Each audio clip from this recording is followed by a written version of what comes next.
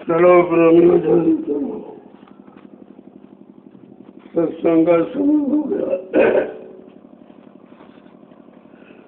सब लोग सामने आगे बैठा। ये खास सत्संग, संतों ने 4 प्रकार का सत्संग रखा। आम, खास, जो सीने बसीने। ये खास जो साधना करने की इच्छुक है, जिनको अपनी जीवात्मा का कल्याण करना, उन प्रेमियों के वास्ते ये वचन फरमाए जाते हैं। वैसे 4 प्रकार के जीव सत्संग में शामिल होते हैं। पारत, अर्थार्थी, जिज्ञासु और ज्ञानी।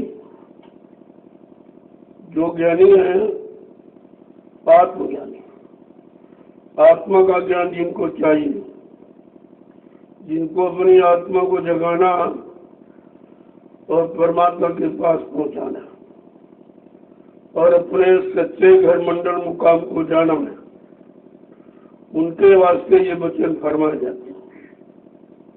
और वही जीव इन वचनों को पकड़ते हैं और चलते हैं। बाकी सुनने वाले तो करोड़ों, लेकिन लेने वाले कोई 1000-500, लेकर रखने वाले तो 100-200 ही, और रखकर अपने घर की तरफ चले अपने मंजिल पर पहुंचने वाले कोई बिरले ही होते। सत्संग तो सबको सुनाया जा रहा, अपने अपने कर्मों के अनुसार आप उन वचनों को रोक पाएंगे। जैसे जिसके कर्म हैं और जैसा जिसका संस्कार है, वो वैसे ही वचनों को पकड़ता है। सुनना पकड़ना नहीं है, सुनना तो कानों का स्वभाव है।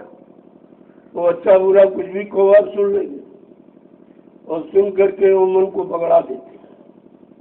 और मन चित्त को पकड़ाता तो चिंतन करता, और चित्त चिंतन करके बुद्धि को सप्लाई करता, और बाद में बुद्धि निश्चय करके लागू कर देती। ऐसे नहीं, वचनों का बड़ा मंथन होता है।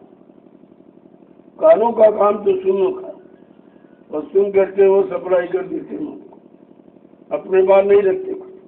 तभी तो आप भूल जाते हो कानों का सुनो, जो सुनते हो वो भूल जाते हो, लेकिन जो देखोगे वो नहीं भूलोगे, और भी जो करोगे उसका अनुभव वो तो बिल्कुल नहीं भुलाया जाए।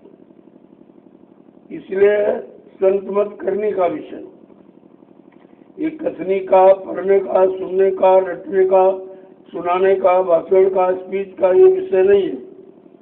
संत मत करने का विषय, और उसकी करनी बिल्कुल अलग है।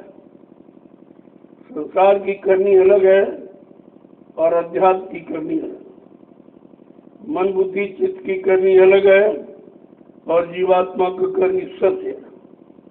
इसलिए संतों ने जिन प्रेमियों के अंदर मालिक से मिलने की इच्छा है और अपनी जीवात्मा को घर पहुंचाना चाहते हैं, काल माया के देश में रहकर उसकी व्यवस्था को समझ लिया कि यहाँ कुछ नहीं, केवल जन्म मरण के सिवा कुछ नहीं।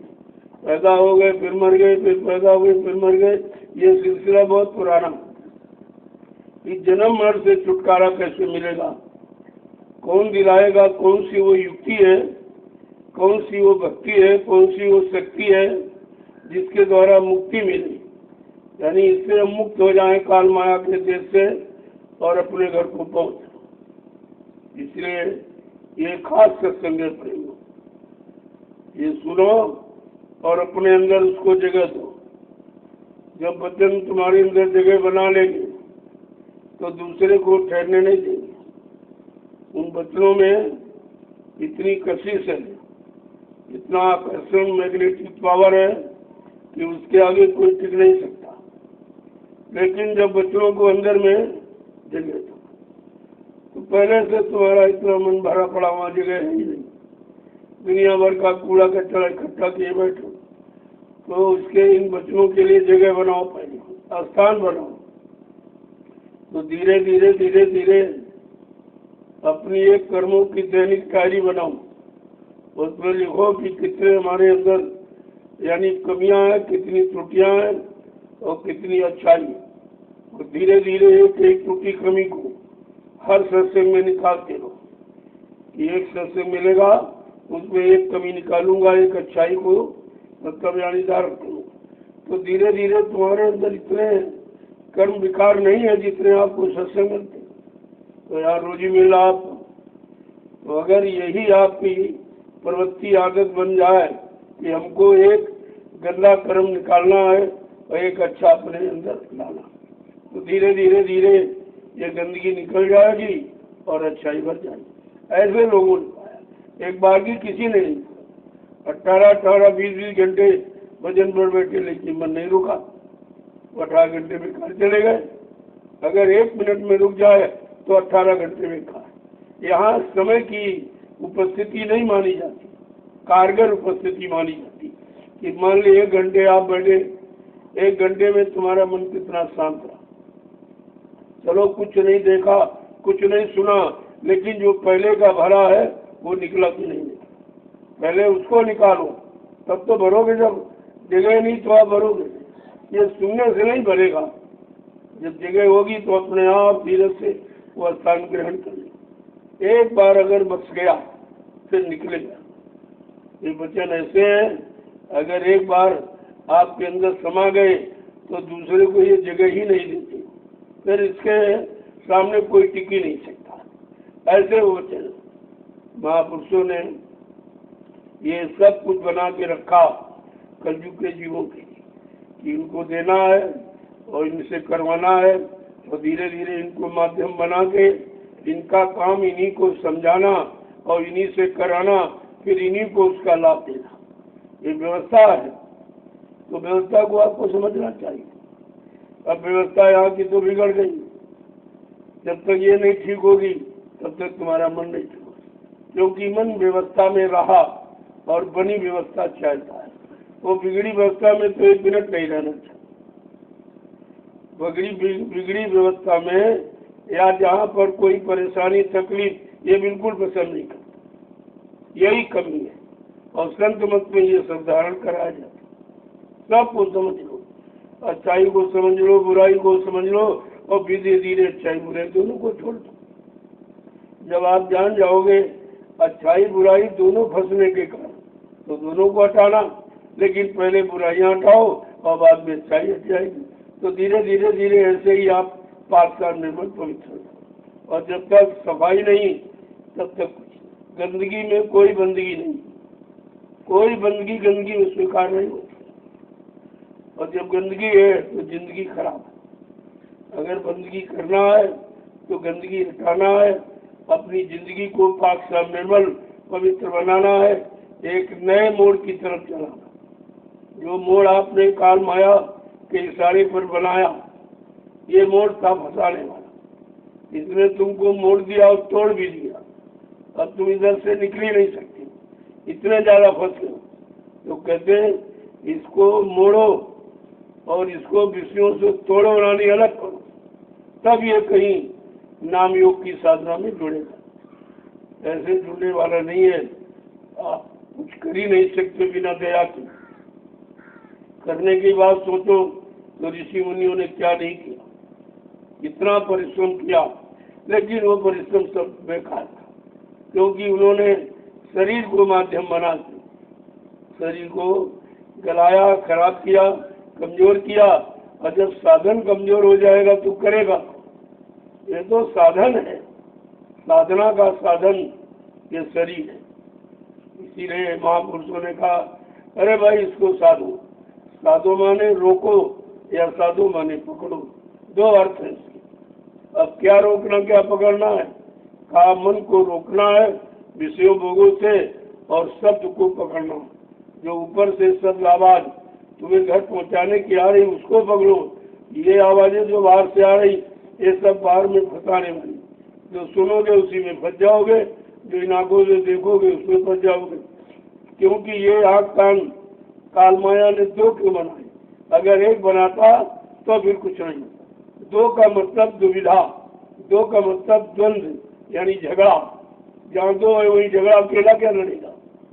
अकेला किसी नहीं। इसलिए भौतिक जगत में दुविधा, दो विधाएं, दो तरीके, एक अच्छा है, एक बुरा है, एक पाप है, एक पुण्य है, एक शुभ है, एक अशुभ है, ये दो बनाए। इसलिए ये दो बनाऊंगा तो दोनों में फंसेगा। ये चाहेगा भाई दोनों करके देंगे, इसमें क्या है, इसमें क्या है, यही करने में, अनुभव करने में आप फंस गए। कभी अच्छा किया, कभी बुरा किया, कभी पाप किया, कभी पुण्य किया, कभी शुभ किया, कभी अशुभ किया। इसी पाप पुण्य कर्मों के जाल में हम आप करके फंसे। किसी ने फंसा नहीं, जबरदस्ती बनाया तो उसने व्यवस्था कर्मों के जाल फंसाने के लिए होता ही। उसने एक कर्मों का जाल बनाया और उसमें भोगों का दाना डाल दिया। अब भोगों के लालच में जी बेचारा फंस गया। वो ये नहीं समझता था ये जाल है काल ने, वो समझता था काल ने मेरे लिए व्यवस्था की। बस यही ना समझी तो फंसने का कारण बन, और सब यही समझते रहे और इसीलिए सब उसके करने में लग गए कि भाई मेरे लिए बनाया, जरा करके देखें। और जहाँ तुमने करना शुरू किया और उसी करने के कर्म में आप फंस गए। अब इतना फंस गए कि निकलना मुश्किल।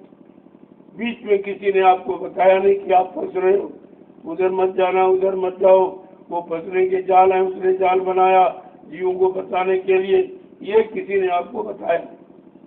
क्योंकि सब फंसे पड़े थे और सबके अंदर फंसने की इच्छा है कि भाई ये मिल जाए, ये मिल जाए। वो मिलने वाला जो भाव वही फंसने का, कि राज मिल जाए, पाठ मिल जाए, धन मिल जाए, दौलत मिल जाए, औरत मिल जाए, पति मिल जाए, बच्चे मिल जाए, मान और सम्मान, ये सब काल का सामान है और उसने जीवों को फंसाने के लिए बनाया। संत महापुरुष इस कर्मों के जाल से आपको अलग करना चाहते, उनका उद्देश्य आप इससे अलग होता। अब अलग आप कैसे हो गए? जब अलगाववादी नीति को सुनोगे कि कैसे लोग अलग हुए, कैसे उन्होंने साधना की, कैसे उन्होंने मालिक को पाया, जब उनके यानी इस रहस्य को समझोगे तो तुम्हारे अंदर एक इच्छा पैदा हो कि हमको भी करना चाहिए, हमको भी मानव जीवन मिला है, उसी तरह हम भी अपने मानव जीवन को पाक साफ निर्मल पवित्र रखेंगे और अपने घर की तैयारी करेंगे। और ये जो तैयारी है ये काल ने तुमको फंसाने की अपनी तैयारी बनाई, तुम्हारा इसमें कुछ नहीं है।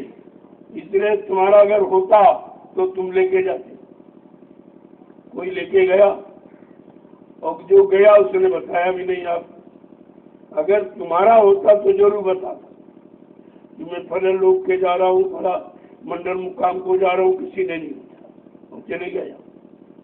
चल जाने के बाद बिल्कुल एकदम यानी उसको नफरत हो गई कि आपको कोई सूचना भी नहीं देता और तुम कहते हो हमारा था, हमारा था, हमारा था। यही हमारे की नासमझी आपको फंसाए बैठे और तुम्हारा यहाँ कोई नहीं है सदगुरु के सिवा तुम्हारा कोई, क्योंकि उनको तुम्हारे से लालच नहीं, कोई लोभ नहीं, कोई जरूरत नहीं। वो जो भी करते हैं सब तुम्हारे लिए यानी जीवों के लिए करते। जो हो रहा है ये सब जीवों के लिए, उनका इससे कोई फंसाव लगाव नहीं है।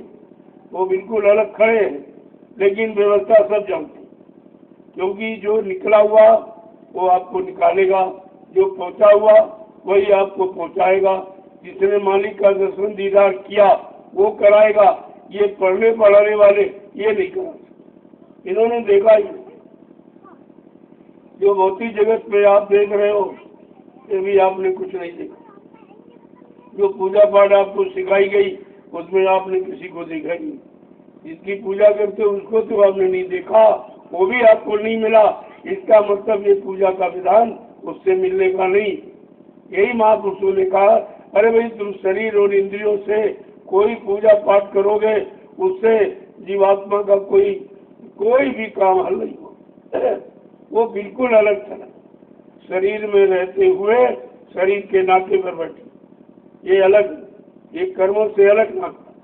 यहाँ से नीचे कर्म शुरू होते, दो आंखों से देखकर देखने वाले कर्म करते हो, दो कानों से सुनने वाले कर्म करते हो और खाने पीने वाले कर्म करते हो, पैरों से चलकर जाने वाले कर्म करते हो और आंखों से देने लेने वाले कर्म करते हो, मन से संकल्प विकल्प करने वाले कर्म करते हो और बुद्धि से निश्चय करने वाले कर्म करते।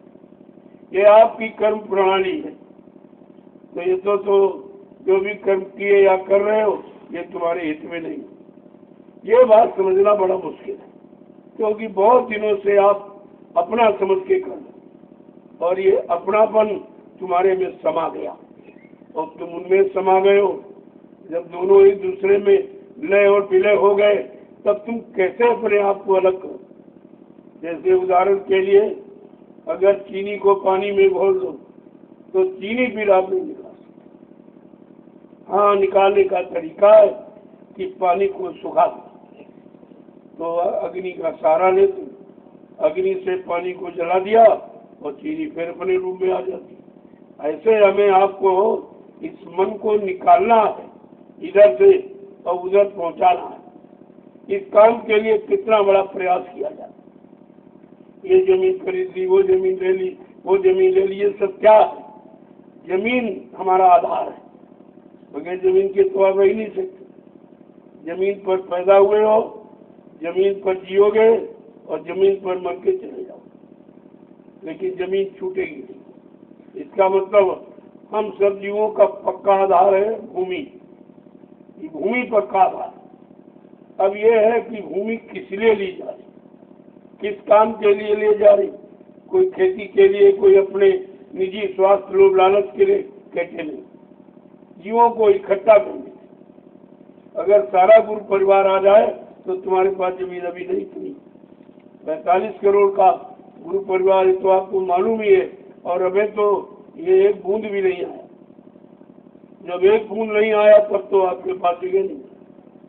अगर सब आ जाएंगे तब आप वो कहेंगे आप पहले आ गए थे, आप जान गए थे, हम तो जान नहीं पाए, और तुम जान गए थे, तुमने हम सब के लिए क्या व्यवस्था। पहले आने का मतलब जो पीछे से जीव आएंगे उनके लिए व्यवस्था बनाना, ये तुम्हारा काम है। और यही व्यवस्था तुमको भजन से ज्यादा लाभ दे, क्योंकि तुम्हारी बनाई व्यवस्था में लोग बैठ करके भजन भी करेंगे, सत्संग भी सुनेंगे और सेवा भी करेंगे। ये सब लाभ तुम्हारे खाते में होगा, क्योंकि बगैर व्यवस्था के कुछ हो नहीं। गोस्वामी जी महाराज ने इस व्यवस्था को स्पष्ट रूप से समझाने के लिए कहा, ये साधन धाम मोक्ष कर द्वारा और पाय निजे पर लोग संभाला। ये साधनों का धाम है और इसमें एक मोक्ष का दरवाजा। बस इस दरवाजे का महत्व। दरवाजे तो हर शरीर में, लेकिन वो चेतन नहीं, वो जागरूक नहीं है, वो सुषुप्तावस्था और उसमें वो जाग भी नहीं सकता, क्योंकि उस जगाने के लिए 5 तत्वों की आवश्यकता। बगैर 5 तत्व वाला शरीर उसको पा नहीं सकता, जीवात्मा को जगा नहीं सकता और मालिक से मिला नहीं सकता। इसलिए पंचभौतिक शरीर उसने बनाया उस मालिक को पाने के। शरीर तो आपके पास 4,84 लाख, जिसमें 83,99,999 योनियां जो बनाई वो केवल भोग की, उसमें योग नहीं है, उसमें कोई परमार्थ नहीं है। इसलिए ये मानो शरीर आपको मिला है तो परमार्थ में लगा दो। एक एक श्वास तुम्हारी परमार्थ के बिना जानी नहीं चाहिए, तब तो आपने जीवन को जीने का ढंग समझ लिया। अभी आप जीने का ढंग ही नहीं जानते, और जब खत्म हो जाएगा तब आप जीने का ढंग सोचोगे, तब क्या होता। जब जीवन निकल गया तब जीने का ढंग आया, तो जीने से मतलब क्या, वो तो समय खत्म हो गया। और समय यहाँ निश्चित है, ना एक घड़ी घटा सकते हो न बढ़ा सकते। हाँ, अगर संत महापुरुषों की दया हो जाए, तुम्हारे पर मेहरबान हो जाए, वो समय में तब्दीली कर सकते, वो बढ़ा सकते हैं, घटा नहीं सकते। उनके अंदर ये शक्ति सामर्थ्य है। बाकी भूमंडल पर किसी के अंदर कोई शक्ति सामर्थ्य नहीं। ऊपर के लोगों में जितने बैठे उनमें भी ये शक्ति सामर्थ्य नहीं कि तुम्हारे जीवन को घटा बढ़ा दे। ये केवल महापुरुषों के, और इसी काम के लिए आते हैं। देखते हैं अब ये करने में लग गया है, अब इसकी इच्छा हो रही, चलो कुछ समय इसको बढ़ा दो, उसको समय दे देते। ये घटाना बढ़ाना उनके हाथ। सभी का संत लेख पर मेख मारे। जो ब्रह्मा ने कलम चलाई हमारे आपके कर्मों के अनुसार, जो अच्छा बुरा लाभ पाने के लिए का संत महापुरुष परमार्थी सेवा में लगाकर और तुम्हारे सारे कर्मों की अदायगी करा देंगे और काल को भनक नहीं पड़ेगा। कितना बड़ा काम आपका होना, लेकिन आप समझते नहीं हो। बगैर आधार के आप कुछ नहीं कर सकते हो। आधार है जमीन, इसी पर पैदा हुए हो, इसी पर जीवन यापन करके और मर के चले जाओगे। और जी यानी भूमि का अर्थ आपकी समझ में नहीं आएगा कि मतलब क्या है। तो इसलिए मरने के पहले ये भूमि तो छूट जाएगी। भूमि आप लेके नहीं जा सकते हो, शरीर भी लेके आप नहीं जा सकते हो। जिस शरीर में आप फंस गए हो ममता मोह में, वो भी आपके साथ नहीं, वो आपका है ही नहीं। वो तो जीवात्मा के रहने का मकान है। जब तक जीवात्मा इस मकान में रहेगी ये मकान चलता फिरता रहेगा। और जिस दिन उसका समय पूरा हुआ और उसने मकान को छोड़ा कि तुरंत से मकान बेकार हो, फिर आप कुछ नहीं कर सकते। इसलिए जीवात्मा के रहते काम करो, काम बना लो, सत्संग सुनो, सेवा करो और भजन करो। ये 3 रास्ते आपके लिए। लेकिन ये अब कि सत्संग समझ में कैसे आएगा, उसके लिए माहौल बनाना पड़ेगा। फिर सेवा में आपका मन कैसे लगे, उसके लिए रास्ता निकालना पड़ेगा। फिर जब सेवा करके समझ लिया और उसमें अब इच्छा पैदा हुई, नहीं नहीं ये सब बेकार है, अब अपने घर की तरफ चलना, अब वो तैयारी करें जिससे हम घर पहुंचे और ये तैयारी यहाँ रहने वाली खत्म करें, तब वो भजन करें। इतना आसान नहीं जितना आप समझते। वैसे तो बहुत सरल, इससे सरल कोई उपाय नहीं, लेकिन समझ में आ जाता। जब तक समझ में नहीं आएगा बहुत कठिन। सुनने से आपका कोई रास्ता साफ नहीं। सुनाया तो इसलिए जा रहा कि आपके अंदर भाव पैदा हो। बिना सुने तो जिज्ञासा भाव पैदा ही नहीं हो। अगर सुनकर जिज्ञासा और भाव पैदा नहीं, प्रेरणा नहीं हो रही, तो समझ लो अभी बच्चों का तुम्हारे मन पर कोई असर नहीं, कोई प्रभाव नहीं है। चिकने घड़े की तरह पानी डालो, एक बूंद भी नहीं है। पानी में रख दो और निकालो तो एक बूंद इसमें मिलेगी। अगर इसी तरह का मन कि सत्संग में डुबो दिया और सत्संग में रख लिया और वचन एक भी नहीं पकड़ा, तो फिर सत्संग में आने का मतलब क्या?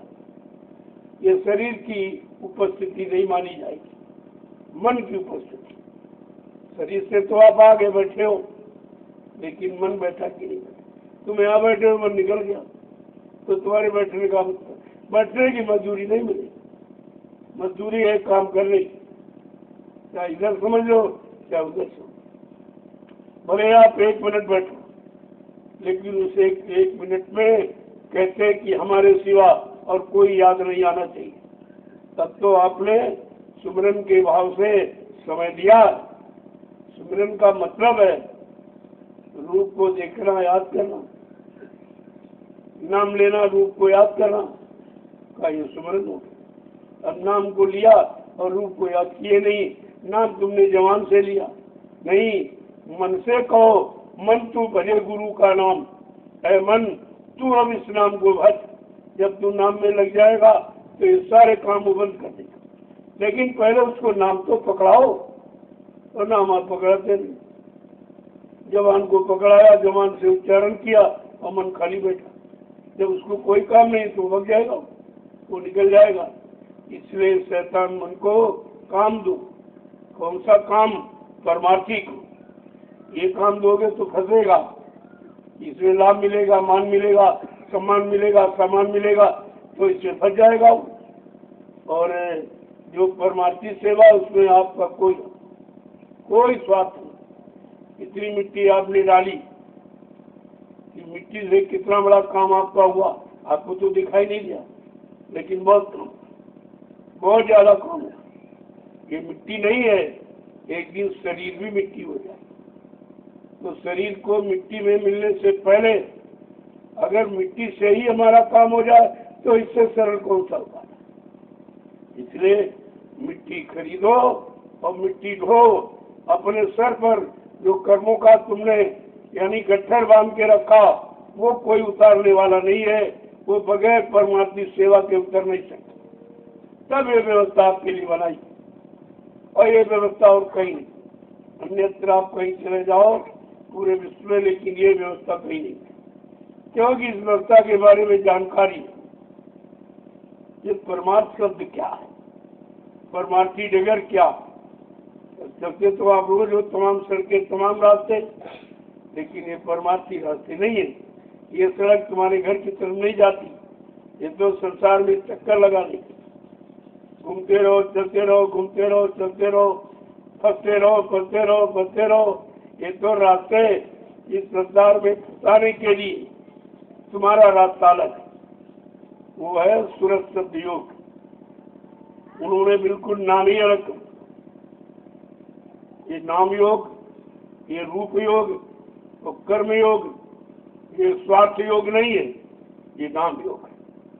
अब नाम योग की साधना पहले समझो किसे कहते हैं। योग माने जोड़, मन को किससे जोड़ना, कहा शब्द से जोड़, शब्द ही लेकर मन जीवात्मा दोनों को यहाँ आई, शब्द लेके आया, और काल माया ने देखा यही इसका आधार है, और इसको छीन लो तो ये जा नहीं पाएगी। बस तुमको बताने के लिए उसने ये यानी मतलब छीन लिया। जब नाम डोर शब्द डोर छीन गई तब आप निराधार हो गए, कोई आधार नहीं रहा, न रहने का, न जाने का, न करने का। तो कितनी चालाकी से काल बड़ा बरियार शब्द प्रयोग किया गया, बहुत जबरदस्त। इसे किसी ने परास्त नहीं कर पाया। काल शक्तियां भी इसी के अधीन रही और इसके मुताबिक चलती रही करती रही, और बाद में ये शरीर छोड़ को भी चले गए। ये तो राज संतों को मालूम है। जब संत पधारे कलयुग में तब उन्होंने ये जीवात्मा को घर जाने का रास्ता उन्होंने बताया, और कहा इसी मनुष्य मंदिर से होके रास्ता जाता। ये इधर उधर कहीं मंदिर में कहीं तीर्थों मूर्तों में नहीं है, वो तुम्हारे अंदर से रास्ता जाता। और ये रास्ते पर कहाँ से शुरुआत होगा, कहते यहाँ से, तृप्ति धाम से, यहाँ से शुरू सहजर्कोण से उसकी शुरुआत होती है, और कहाँ पहुँचेगा, अनाभिधाम। ये उसका अंत, ये शुरुआत है, वो अंत है, और बीच में खड़बड़ है, बीच में सब बताने वाला मसाला है। इसलिए कहा तुमको सतगुरु की बहुत आवश्यकता। हर क्षण पल घड़ी अगर उनको आपने पकड़ा है और छूट गया तो फिर मामला खराब हो गया। इसलिए तुम्हारी पकड़ ढीली हो सकती, उनकी पकड़ ढीली है। उनको अपने हाथ को पकड़ाओ, तुम मत पकड़ो। तुम माया की चकाचौंध में हाथ छोड़ सकते हो, लेकिन वो उनकी पकड़ बहुत ही मजबूत। सिंह दहन सतगुरु गहन, केला फरे एक बार, तिरिया तेल हमीर हट चढ़े न दूसरी बार। ये दोबारा के लिए नहीं है, एक ही बार पकड़ लिया तो पकड़, फिर छोड़ने का प्रश्न नहीं है। अब तुम जो जिसके उन्होंने जिसने पकड़ा, जिस काम को कराने के लिए और चलाने के लिए, वो काम आप नहीं करते। उसी बात तुम्हारी तरफ से दे रहे, उनके तरफ से कोई नहीं। सब बना के मसाला तैयार कर, कहा जिस दिन तुमको इसके काबिल देखूंगा सौंप दूंगा। कहा तुम्हारे लिए, और तुमको दे के जाएंगे। अगर तुम उस लायक नहीं है तो लायक बनाने के लिए कहा उन्होंने 1000 वर्ष का समय निर्धारित किया। 1000 वर्ष के लिए सतयुग लाऊंगा, और उसमें सब एक सतयुग योगी सब विज्ञानी कर हर ध्यान तरह सब ध्यान करेंगे, सब भजन करेंगे, सब स्मरण करेंगे, लेकिन अभी झूठ की व्यवस्था में आप नहीं। इसीलिए सतयुग लाने की बात कही। सतयुग लाऊंगा इसका मतलब यहाँ है नहीं, और किसी के पास नहीं है, और कोई दे भी नहीं सकता, और दूसरा कोई ला भी नहीं सकता। ये दोनों चीजें आपको समझनी चाहिए कि कितना बड़ा काम आपके हित का होना। तो आप अपने हित की बात नहीं सुन, लिखा है गया हित अनित पशु पक्षी जाना, मानव तन गुण ज्ञान निधाना, कि पशु पक्षी भी अपना हित जानते जबकि वो पूर्ण तत्व के नहीं। कोई एक तत्व का, कोई दो तत्व का, कोई तीन, कोई चार का। और मानव शरीर तो पांचों तत्वों से परिपूर्ण, और फिर भी नहीं समझ पाए और नहीं कर पाए, तो इससे अच्छा समय कोई मिलेगा नहीं, और इससे बड़ा जीव का कोई दुर्भाग्य नहीं। ये दोनों चीजें आपको समझनी। इसलिए उतना बताया जा रहा जितना आप समझ, उतना कराया जा रहा जितना आप कर सकते। खेल तो 1 मिनट का भी नहीं। जैसे लगातार लगातार फिर लगातार, देखिए क्या अर्थ निकला, वही शब्द है, लेकिन हर यानी मोड पर उसका अर्थ है लगातार। अगर तार लग गया और लगातार सही लगा है तो लगातार, फिर वो लगातार ही करंट आती जाती रहेगी। आपको होश दिलाने वाली, जगाने वाली वो ज्ञान आपको के पास हमेशा आता जाता है। तो बड़ी विचित्र व्यवस्था, समझ लो तो बहुत सरल, संत मत जैसा कोई सरल रास्ता ही, लेकिन आपके समझने पर है, और नहीं समझे तो बहुत कठिन, बहुत कठिन। जब ऋषि मुनि नहीं कर पाए, योगी योगेश्वर नहीं कर पाए, और सारी शक्तियां नहीं कर पाई, ज्ञानी विज्ञानी नहीं कर पाए, तो फिर तुम तो इनमें कुछ भी नहीं हो, तुम्हारे अंदर कोई भी ये गुण नहीं है, फिर तुम कैसे कर पाओ। कहा तुमको कराने वाला मिला। इसलिए कलयुग समन्यान युग, जो नर कर विश्वास, कलयुग के समान दूसरा सरल युग आत्मा के जगाने का ही है। लेकिन कर विश्वास, अगर कराने पाने पर आपको विश्वास, पूर्ण विश्वास हो। जब विश्वास हो जाता है तभी आत्मसमर्पण किया, बिना विश्वास के आत्मसमर्पण भी नहीं होता। और आत्मसमर्पण कर दिया फिर तुमको कुछ नहीं कर, फिर जिसको आपने किया उसकी जिम्मेदारी है, वो ले जाएगी, कहीं नहीं ले जाएगा, कब ले जाएगा, कहीं दूसरी बार, तीसरी बार, चौथी बार, पांचवी बार, किस खेत में आपको पहुंचाएगा, फिर तो उसकी मौत पर नहीं, लेकिन वो नहीं। तो आप सोचते भी नहीं, अपनी बुद्धि लगाते रहते, तुम्हारा मन तुम्हें आज समर्पित करने नहीं देता, वो खुद ही आप समर्पित करवाता कि हमको आप समर्पण कर दो, ये काल अपना सामान सब हमको दे दे, रात दे, पाठ दे, धन दे, दौलत दे, औरत दे, पति दे, बच्चे दे, ये सब मतलब यानी इसी के तो काला करता है। और ये आपके लिए बहुत खतरनाक, इसी से आपको हटना है। और कहीं से कोई गृहस्थी परिवार छोड़ के भागना नहीं, हटना। हटने और भगने में अंतर है, यहाँ भगना नहीं है, हटना है। हट करके अपनी व्यवस्था को समझना कि हम फंसे थे तब हमारी व्यवस्था क्या थी, अब थोड़ा सा हटे, अलग हुए तो व्यवस्था क्या, तो दोनों आपकी समझ में आ जाए, तो ये ज्ञान आपका पक्का हो जाए। छोड़ने वाला और निकलने वाला दोनों ज्ञान आपको हो जाए, तब आप नहीं फंसोगे दोबारा। नहीं फिर तुम फंस सकते हो, अगर निकलने का रास्ता न मिला और उस रास्ते पर विश्वास न हुआ और आप समर्पित भाव से, तो तुम फिर जा सकते। और चले गए लोग, देखो 45 करोड़ों को जगाया गया और सब भगे, सब भगे, कोई नहीं टिका। ये मजबूती नहीं थी, ये स्थिर प्रगता नहीं थी, ये दृढ़ता नहीं थी, इसीलिए सब इधर उधर। अब आपको चले थोड़ा, लेकिन दृढ़ता बना, मजबूती के साथ कि जितना चले हैं अब पीछे नहीं हटेंगे, आगे बढ़ेंगे, आगे बढ़ेंगे। तो एक न एक दिन वो मंजिल तुम्हारे कदमों के बीच है, जिस मंजिल से भय लग रहा, डर लग रहा, क्योंकि बहुत ऊंचे है, बहुत ऊपर है, बहुत दूर है, लेकिन जब चलना शुरू कर दोगे तो एक न एक दिन वो मंजिल तुम्हारे कदमों के बीच में आती। फिर आपको कोई चिंता नहीं, लेकिन चलना भी तुम किसी नहीं रहे, जगह ही नहीं छोड़ रहे हो, बार बार वही से लुढ़क जाते, वही चले जाते, वही चले जाते हो, यहाँ निकाला जाता, और जितनी देर सुनते हो उतनी देर से उसके बाद फिर बोल जाते, फिर उसी में चले जाते।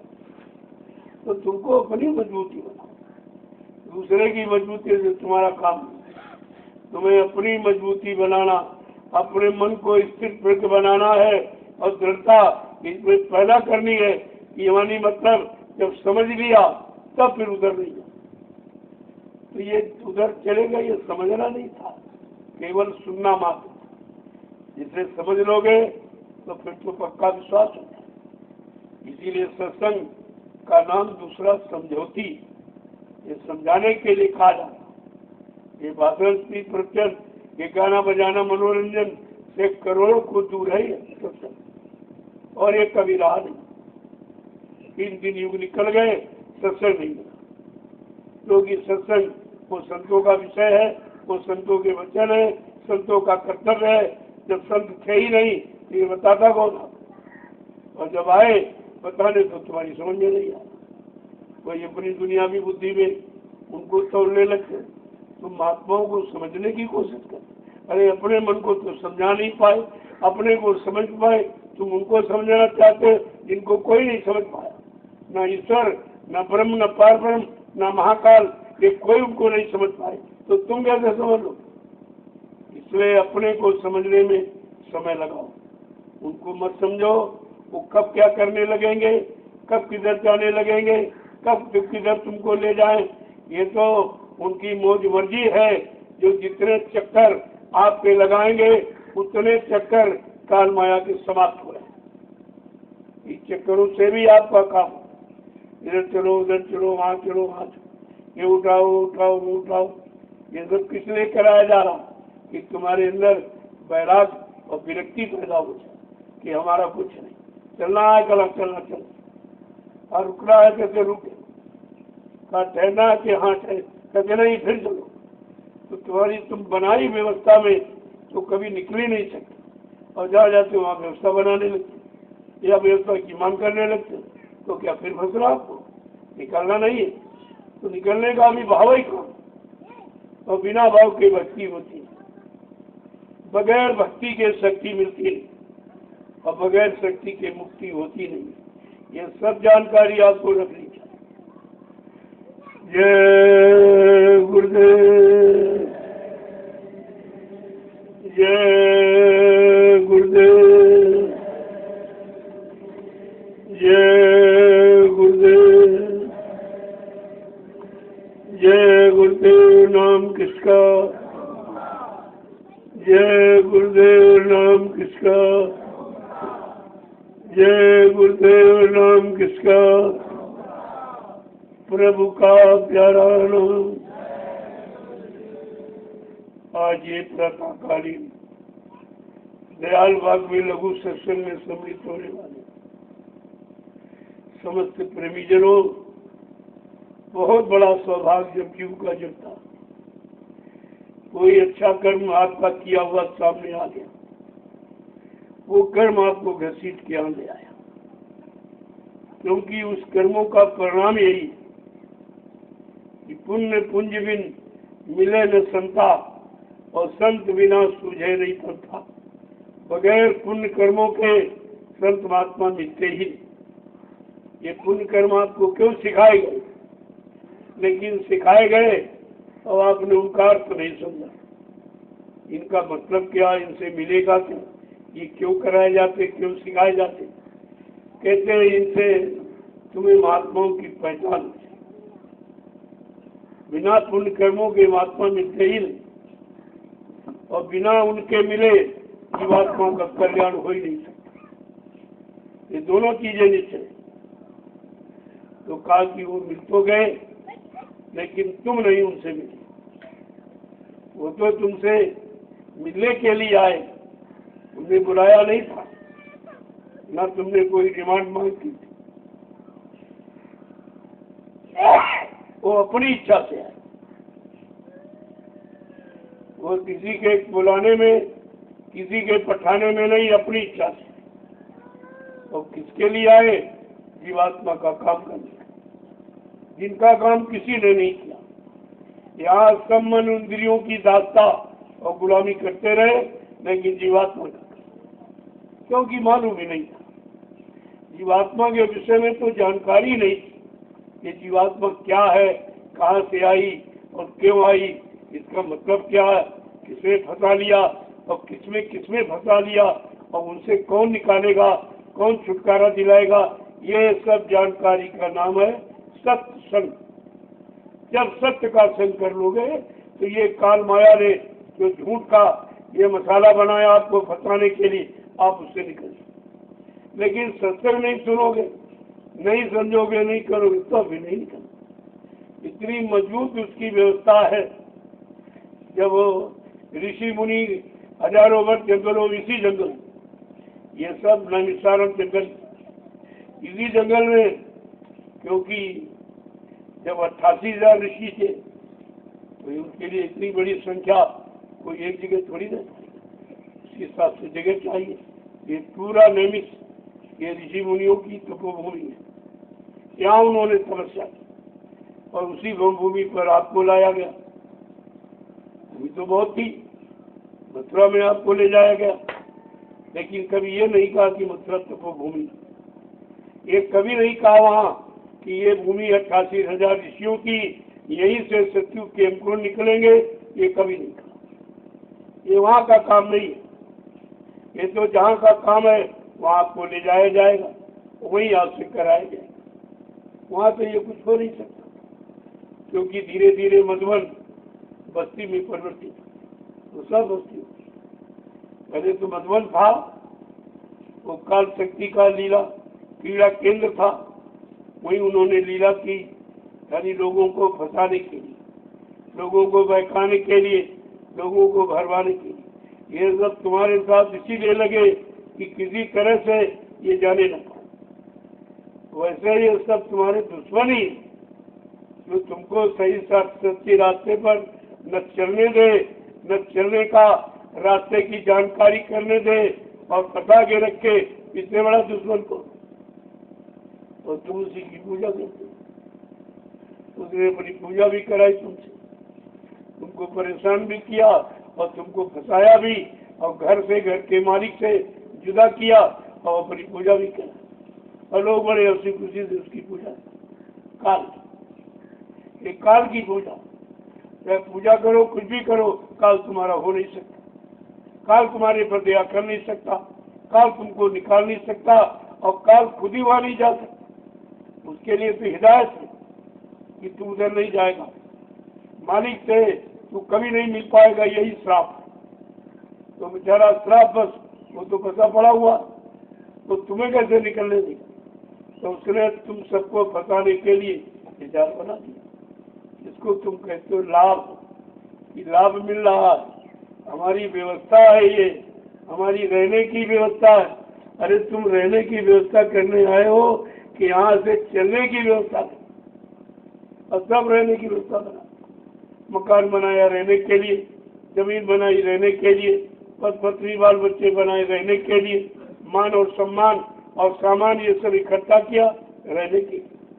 तो जाने की कौन तैयारी कर रहा? चलने की तैयारी तो कोई नहीं कर रहा, सब रहने की तैयारी कर रहे और रहने का सामान मांग रहे, ये दे दीजिए, ये दे दीजिए, ये करा दीजिए, ये करा दीजिए।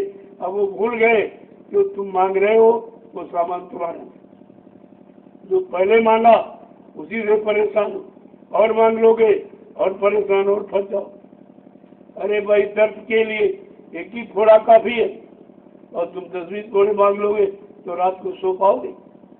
रात दिन ये तुम्हारा रहना दुश्वार हो जाए, तो वही तुम कर रहे हो। यहाँ चलने की तैयारी और तुम फंसने की तैयारी कर। यहाँ ये फंसने के लिए नहीं बनाया जा रहा। ये जो जमीन खरीदी जा रही, ये सब प्रेमियों को इकट्ठा करने। कहाँ इकट्ठा करेंगे? आपके पास कितनी भूमि हुई, परिवार कितना? अरे परिवार देखकर यानी मकान बनाया जाता, एक मकान में गुजारा नहीं, चलो भाई दूसरा बना दो, तीसरा बना दो। क्योंकि जब परिवार की संख्या ज्यादा है तो उसी हिसाब से रहने की व्यवस्था आपको बनानी पड़ेगी। और तुम परिवार को भूल गए कि तुम्हारा 45 करोड़ का परिवार, और एक दिन वो सब आ जाएगा तो तुम कहाँ रखोगे उसको? तो उसके लिए व्यवस्था बनाई जाए, उसकी चिंता तुमको नहीं है, चिंता उसको है जिसके लिए गणना गिनती करके इनको शामिल किया, भर्ती किया, उसको अपने परिवार की चिंता, अपने बच्चों की चिंता उसी को होती, पड़ोसियों को नहीं होती। और आप ये समझते नहीं, ये क्यों हो रहा है, ये क्यों हो रहा है, ये क्यों? अरे ये मत सोचो, ये सोचो कि हमारा काम करो। तुमको अपने काम की चिंता रखनी चाहिए, यहाँ क्या हो रहा और क्यों हो रहा किस काम के लिए हो रहा तुम इसको समझ नहीं सकते, तो इसमें बुद्धि मत हो। ये मानव बुद्धि के परे खेल है, तुम्हारे बस का नहीं है। लेकिन ये है कि अगर लगे रहोगे तो तुम्हारा काम हो जाएगा। तुम्हारे लिए यही बहुत कि काम हो जाए और करना ना पड़े, और तब तो और सरल। तुम कहाँ कर सकते, तुम एक दूसरे जमीन कहीं नहीं ले सकते, तुम्हारे पास है ही नहीं इसके लिए कुछ। जो है वो परिवार के हवाले आपने कर रखा, पहले से आप आत्मसमर्पित हो वहाँ, तो तुम इधर कैसे खर्च करो? इधर आप नहीं, इधर बड़े भाग्यशाली प्रेमियों का लगे, जिनको अपने घर जाना वो सब का सब इधर समर्पित कि जाना तो ऐसे भी साथ में नहीं, चलो ये इसको लगा दो तो कम से कम हमारी कमाई से जगह तो लग जाए, और इसी बात की आपको चिंता रह जाएगी। अंतमति सो गति, अगर अंत में जो चिंता जो विचार रह गया बस वही आपका जन्म हो जाए, वही जन्म हो जाए। जहाँ आशा था वासा, मन का यही तमाशा। जहाँ आशा आपकी लग जाएगी और अंत समय में रह जाएगी, बस वही आपका जन्म। इसलिए कहते कोट कोट मुनि यतन कराई, अंत नाम मुखावत। उन्होंने बड़ा प्रयास किया कि अंत में अगर नाम याद हो जाए तो उसका काम हो जाए, लेकिन याद कैसे, जो कभी याद ही नहीं किया। याद तो माया के सामान को, माया के गंदे रिश्ते को आपने याद किया, उसी में रहे हो, तो अंत समय में वो नाम आपके जबान पर नहीं है। इसलिए आपको ये नया नाम आपको दिया जाएगा। ये नाम अगर तुम्हारी जबान पर अंकित हो जाए और तुम सांसों की माला पर इस नाम को अंकित कर लो तो 24 घंटे सुमिरन किया नहीं जाता होता, ध्यान किया नहीं जाता होता, भजन किया नहीं जाता होता, लेकिन होने वाला ये स्थिति परिस्थिति कब बने, उसी की तैयारी हो रही।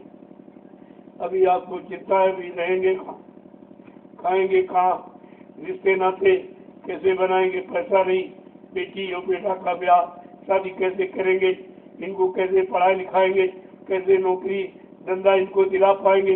अभी तो ये चिंता में समाई हुई तो भजन कैसे करोगे? इसलिए इस व्यवस्था को ठीक करने के लिए दूरदर्शी व्यवस्था का गठन किया कि आपको इससे दूर कर दिया। ये चिंता तुम्हारे में नहीं रहेगी, ये चिंता दूरदर्शी हरे दूरदर्शी तुम्हारी सारी चिंताओं का समाधान करेगी। तुम्हारे बस की बात नहीं है, तुमने तो बहुत जोर लगा दिया, लगाते लगाते रिटायर हो गए तो हुआ कुछ। लगाते लगाते शरीर की अवधि और शरीर का समय और ये सांसें आपने खत्म कर डाली, लेकिन का कुछ कोई चिंता आपके दिमाग से भी निकली। इसलिए दूरदर्शी व्यवस्था का गठन किया। ये दूरदर्शी तुमको सारी चिंताओं से दूर कर और सारी व्यवस्था से तुमको दूर रखेगी। वो तुम्हारी व्यवस्था वो राजकोष से होगा, लेकिन राजकोष में तो कहते कुछ है ही नहीं। ये तो कहते राजकोष खा रात चोरी करके, छीना झपटी करके, गुमराह करके जनता को सब इधर उधर कर दिया। कहते गरीब हो गए तो क्या किया, झूठा है तो सोने की चिड़िया कहा जा रहा भारत। ये सब क्यों कहा गया? अगर था नहीं तो कहा क्यों गया? और आज तो कागज की भी नहीं है, सोने की थी वो कागज की भी नहीं, मिट्टी की। तो बात तो आपको समझनी चाहिए, जो चीज थी वही फिर लाई है, और उसको लाने में के लिए क्या करना पड़ेगा? व्यवस्था परिवर्तन। इससे नहीं, जो व्यवस्था आप देख रहे हो इससे कुछ नहीं। ये व्यवस्था उस काम को करने की नहीं है, ये व्यवस्था इनकी निजी स्वार्थ, निजी मान सम्मान, निजी अपना पद, इसके अलावा कुछ तो व्यवस्था ही अलग है। जिससे परिवर्तन होगा, बदलाव होगा, तब्दीली किया जाएगा, वो तो चीज अलग। वो भी आपके सामने कहा, केवल एक शब्द उच्चारण किया गया, दूरदर्शी।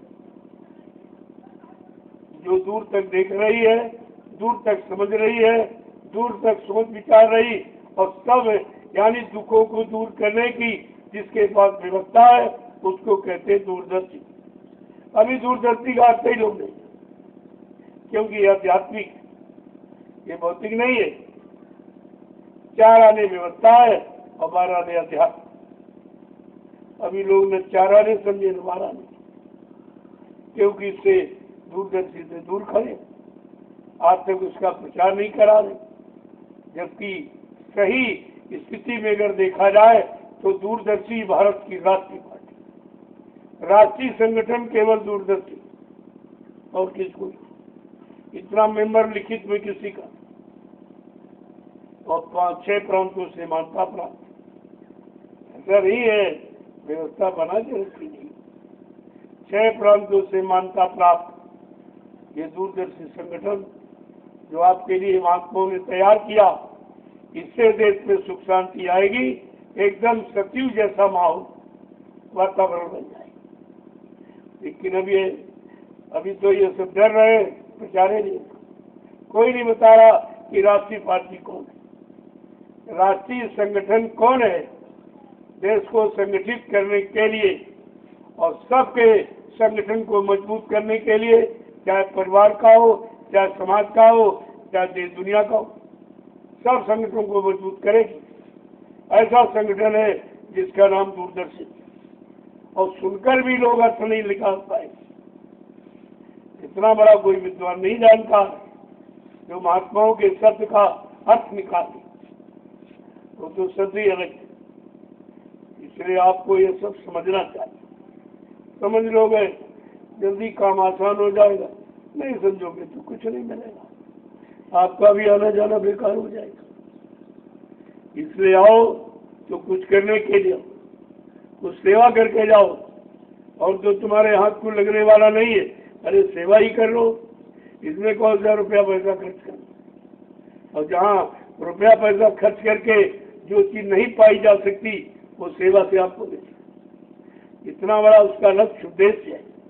लेकिन समझोगे तब तो कल भजन के बारे में बताया जाए, तो हमारे मानव जीवन का मुख्य अर्थ आधार भजन है, और भजन के लिए ये शरीर आपको दिया।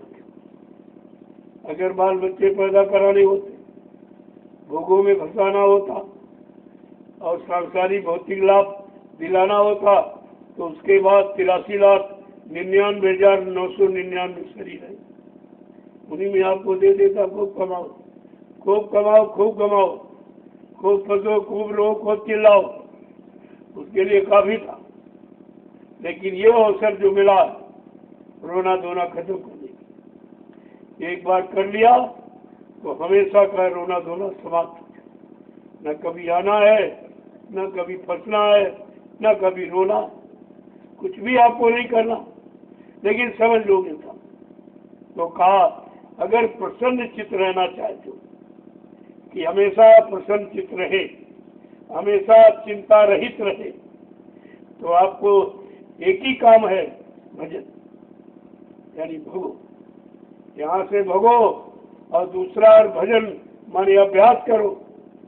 कहते हमको ये काम भज गया, यानी यानी मतलब हमारे अभ्यास में आ गया, हम जान गए। जब जान गए तो भगो, अपने घर की तरफ चलो। भजन का सच्चा अर्थ यही, भजो, भगो यहाँ से, चलो अपने घर चलो। दूसरे के रात में यहाँ रहकर कितने युग निकल गए, आपको कुछ नहीं मिला, रोने के सिवा आपको कुछ मिला ही नहीं। इसलिए अगर रोना खत्म करना है तो भजन करो, कि सारे दुखों का निवारण समाधान एक भजन ही ऐसा रास्ता। गोस्वामी जी महाराज ने जब रामचरितमानस को लिखा तो उन्होंने उत्तरकांड लिखा, जिसमें तुम्हारे जीवन के सारे प्रश्नों का उत्तर है और तुम्हारे जीवन की सारी समस्याओं का समाधान है, उसको लिखा। और उसमें कहा कि मानव जीवन का लक्ष्य उद्देश्य क्या, आपत्ति मुसीबत दुखों से बचाने का उपाय क्या है, कि ऐसे बिन हरि भजन खगेसा और मिट्टी है न जीवन के कलेसा। कहा जिंदगी में आने वाले जितने भी कष्ट, एक की बात नहीं, जितने भी कष्ट दुख तकलीफ है वो सब भजन से चलेगा। और आप वो करते नहीं, आप वो करते नहीं, आप तो किसी और को भज रहे हो। वो काल को बज रहे हो, काल के सामान पाने को बज रहे हो, उसी में जुटे पड़े। ये नहीं देखा तो लोग उसमें फंसे कितने सुखी। अरे दूसरों को देख के समझ जाओ वो कितने सुखी है। सब रो रहे, सब रो रहे, सब चिल्ला रहे, और उसी काम में आपको, यहाँ तक तुम्हारे माँ बाप भी उसी में फंसाएंगे। कहते हमारा कर्तव्य, यानी उनका यही कर्तव्य है कि बच्चे को आप मतलब यानी जो तुम रो रहे हो उसे रोने में फंसा दो, उसको कर्तव्य समझ। उनको बेचारों को खुद ही नहीं मालूम कि मानव जीवन का कर्तव्य क्या है, मानव सच्चा कर्म क्या, मानव सच्चा धर्म क्या, मानव सच्चा कर्तव्य क्या, मानव सच्ची नीति क्या है, तो जानकारी है ही नहीं। तो जरा दो बच्चों सुन लीजिए कि भजन का महत्व क्या है। भजन से बढ़कर कोई लाभ ही नहीं, भजन से बढ़कर कोई शांति नहीं।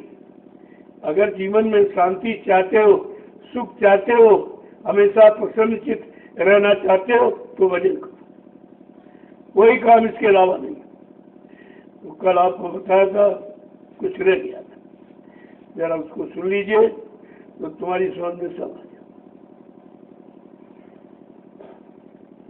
कि अगर मगन यानी प्रसन्नचित्त, सुखी और शांति में जीवन यापन करना चाहते हो तो क्या करो कि भजन कर मगन रहो मन में, कर मगन रहो मन में, भजन कर मगन रहो मन में, भजन कर मगन रहो मन में। देखो तन मन और बुद्धि चित्त से जो भी किया तो उसमें तो दुखी हो, उसमें रो रहे हो, उसमें शांति, तरह तरह की तकलीफें उठा रहे। तो कहते अगर सच्चा आनंद, सच्चा सुख और सच्ची प्रसन्नता चाहते हो तो भजन करो, इसके अलावा दूसरा कोई साधन नहीं। अब आगे समझा के कह रहे कि दुख तकलीफ क्यों मिल रही है, उसका कारण क्या है। तो क्या कह रहे कि जो जो चोर भजन के प्राणी, जो जो चोर भजन के प्राणी, सो सो दुख सहे, सो दुख सहे। भजन कर मगन रहो मन में, भजन कर मगन रहो मन में। आज वो भजन में चोरी करते, यानी करते नहीं, छिपा। कहते कि जो जो भजन के चोर है, भजन नहीं करते, करना नहीं चाहते, वही दुखी है, वही परेशान है, वही बीमारियों में फंसे, तरह तरह के दुख तकलीफों में, लड़ाई झगड़ों में, दैवी प्रकोपों में, दुर्घटनाओं में, अकाल मौतों में वही फंसे पड़े। भजन इतने से आपको निकाल देगा, इन सब से दूर कर देगा। देखो कितना अच्छा, और करना कुछ नहीं, कोई तैयारी भी उसके लिए नहीं करी। पूजा पाठ के लिए तो बहुत खर्चा करना पड़ेगा, मंदिर बनाओ, मूर्ति खरीद के ले आओ, फिर पेड़े बता के ले आओ, फिर अगरबत्ती लगाओ, सब खर्चा ही खर्चा, और मिलना कुछ नहीं। खर्चा बहुत, मिलना कुछ नहीं। और भजन में खर्चा कुछ नहीं है, सब मिलना ही मिलना। जब से शुरू कर दोगे तभी से मिलना शुरू हो जाए, यानी उसी समय से तुम्हारे कर्म करते रहे। ये शुरुआत यही से होगी। ये तो आपसे नहीं कहा गया कि दिखाई सुनाई नहीं दे तो मत कर लो। अरे दिखाई सुनाई देगा तो कर क्या लोगे, उससे तो यहाँ कोई काम बनेगा नहीं। वो देखना सुनना उधर का इधर है ही नहीं, तो इसकी चिंता क्यों करते। दिखाई नहीं दे रहा, सुनाई नहीं दे रहा, बन नहीं रहा, क्या इसके पहले कभी बना था? क्या इसके पहले कभी तुम देखते सुनते? ये तो काम तुमने कभी किए नहीं। एक नया काम, और कितने युग बीत गए और किसी ने बताया नहीं, और किसी ने किया नहीं, और करने का लाभ किसी को मिला नहीं। तो तुम्हें इतनी जल्दी कहाँ से मिल जाए? जो काम कभी नहीं किया उसकी तो आदत ही है, और तभी आप टिक नहीं पा रहे। अरे पहले बैठने की आदत बनाओ, फिर मन को रोकने की आदत बनाओ, फिर उसको नाम पकड़ाने की आदत बनाओ, फिर नाम का स्मरण करने की आदत बनाओ। धीरे धीरे यही मन तुम्हारा सहयोग करना है। तुम एक बार की बोझा लादना चाहते हो तो बैठ जाएगा या भाग जाएगा।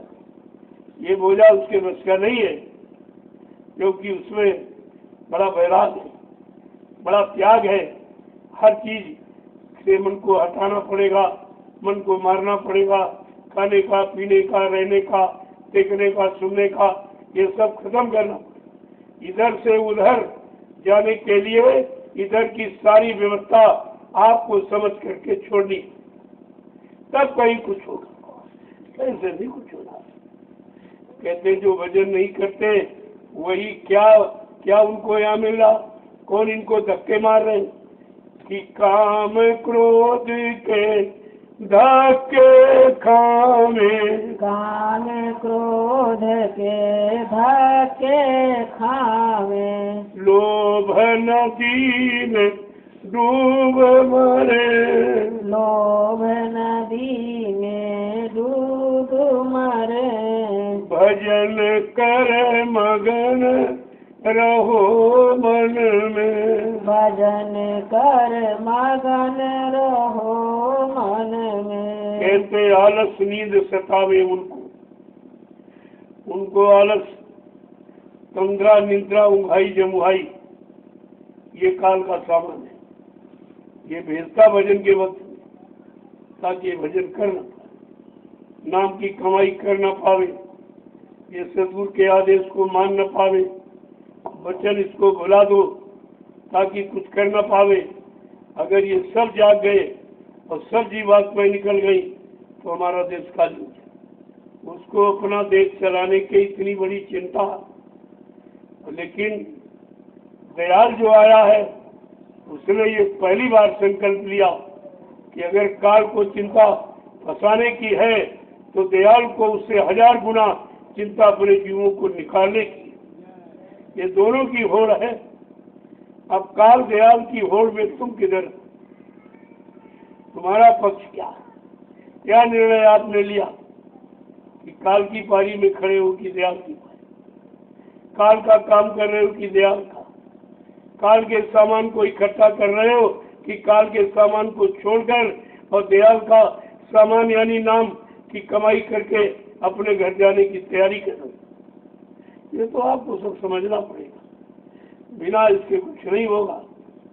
एक एक शब्द को देखो कैसे समझा रहे कि आलस नींद सतावे उनको, आलस नींद सतावे उनको, नित नित परम बहे, नित नित बारम बहे, भजन कर मगन रहो मन में, भजन कर मगन रहो मन में। अगर भजन करने में अगर नींद आ जाए समझ लो काल के पैरे में आके नहीं, काल आपको करने नहीं देना चाहिए, इसीलिए नींद। ये सब उसके साधन, तुमको भजन से अलग रखने के उसके बाद बहुत साधन, क्योंकि फंसाने वाला बहुत होशियार है, ऐसे नहीं फंसा पाया। क्योंकि जो शुरुआती दौर में तो जीवात्मा आती थी चली जाती, क्योंकि कोई कर्म किया नहीं था। जब कर्म नहीं किया तो वो रोक नहीं सकता था, वो कर्मों के जाल में फंसा के रोके, ऐसे नहीं रोक पाए। जीवात्मा आती थी चली जाती थी, आती चली जाती। उसने सोचा नहीं मेरा तो कोई मतलब नहीं निकल रहा, जिसके लिए तपस्या सत्पुरुष की अखंड तपस्या और आशीर्वाद और वरदान ये मांग लिया कि चेतन जीवात्मा होगा, लेकिन जीवात्मा तो मेरे अधिकार से बाहर है, वो तो आ रही जा रही, आ रही जा रही। हमारा कोई कानून, हमारा कोई सिद्धांत नियम इन पर चलने वाला नहीं। तो फट से उसने कहा कि ऐसे नहीं काम बनेगा, कहा इनको फंसाने के लिए कोई न कोई तो चाल चलनी ही पड़ी। तो फट से उसने कर्मों का जाल बनाया, पहले नहीं था, उसने ये जाल बनाया और कर्मों के जाल में सबको फंसा। वैसे तो फंसने वाली नहीं। तो कर्मों का जाल बनाया तो इसने सोचा कि भाई बनाया, जरा इसको करके देखा जाए, किसने बनाया, क्यों बनाया, बस इसी में तो फंस गई।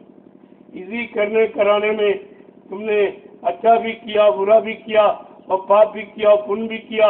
ये सब कर्म आपने किए, लिहाजा उन्हीं कर्मों की अदायगी के लिए आप फंस गए।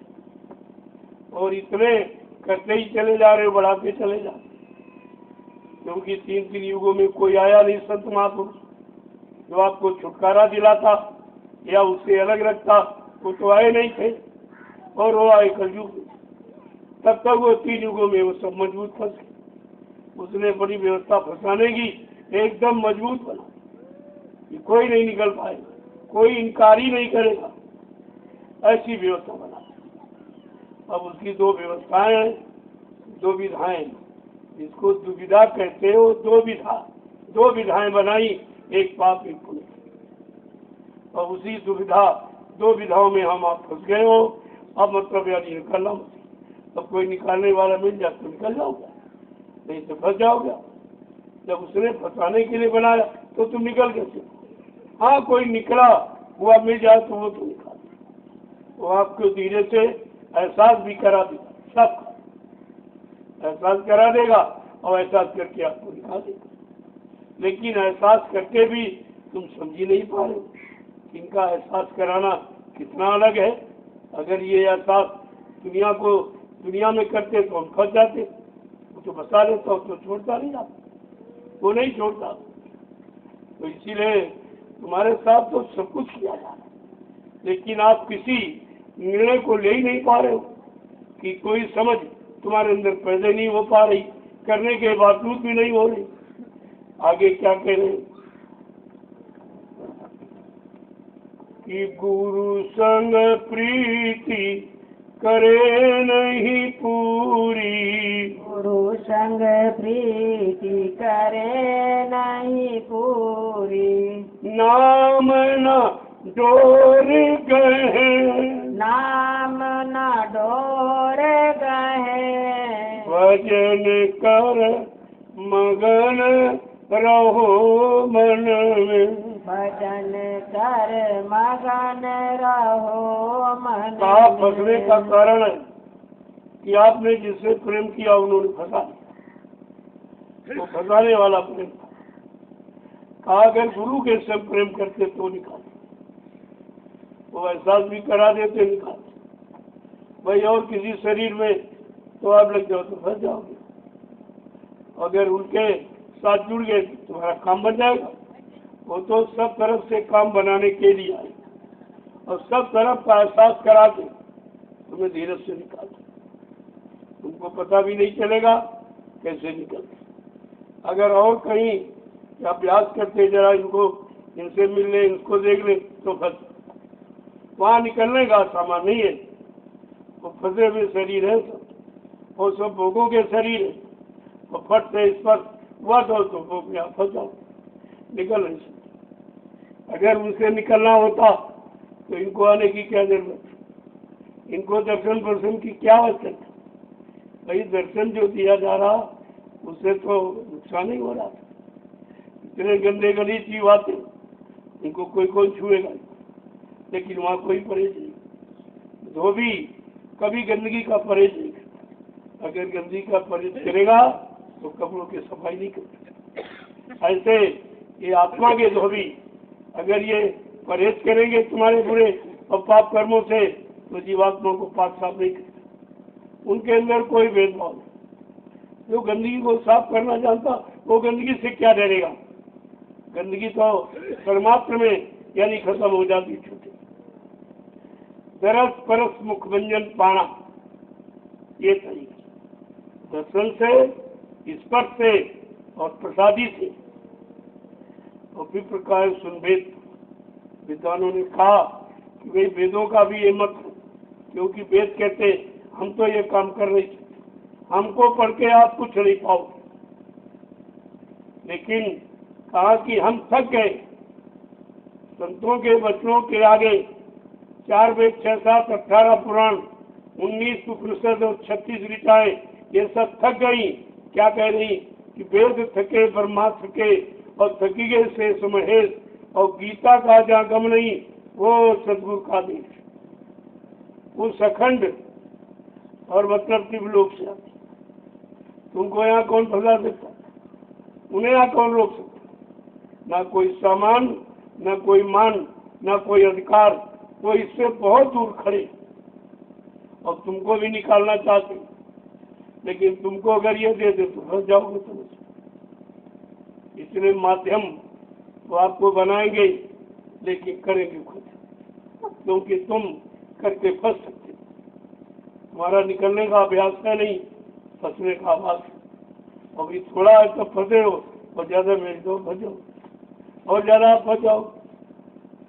कहा कि ऊपर तो ऐसे ऐसे लोग कि जहाँ स्त्रियों का लोग सब नारियां ही नारी, जब यहाँ गलीज और गंदगी, मल और मूत्र, जब उसमें तुम फंसे हो तो उधर कैसे निकलो?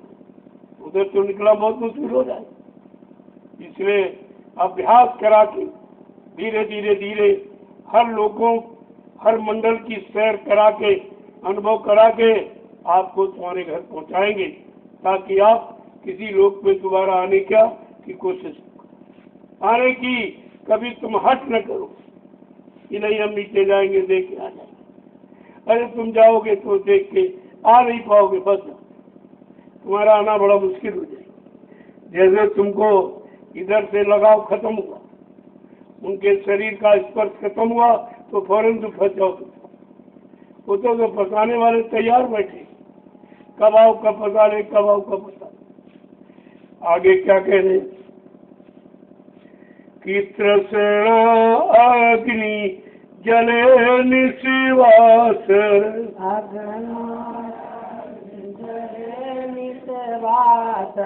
नरकन माही पड़े, नरकन माही पड़े, भजन कर मगन रहो मन में, भजन कर मगन रहो मन में। कैसे ये तृष्णा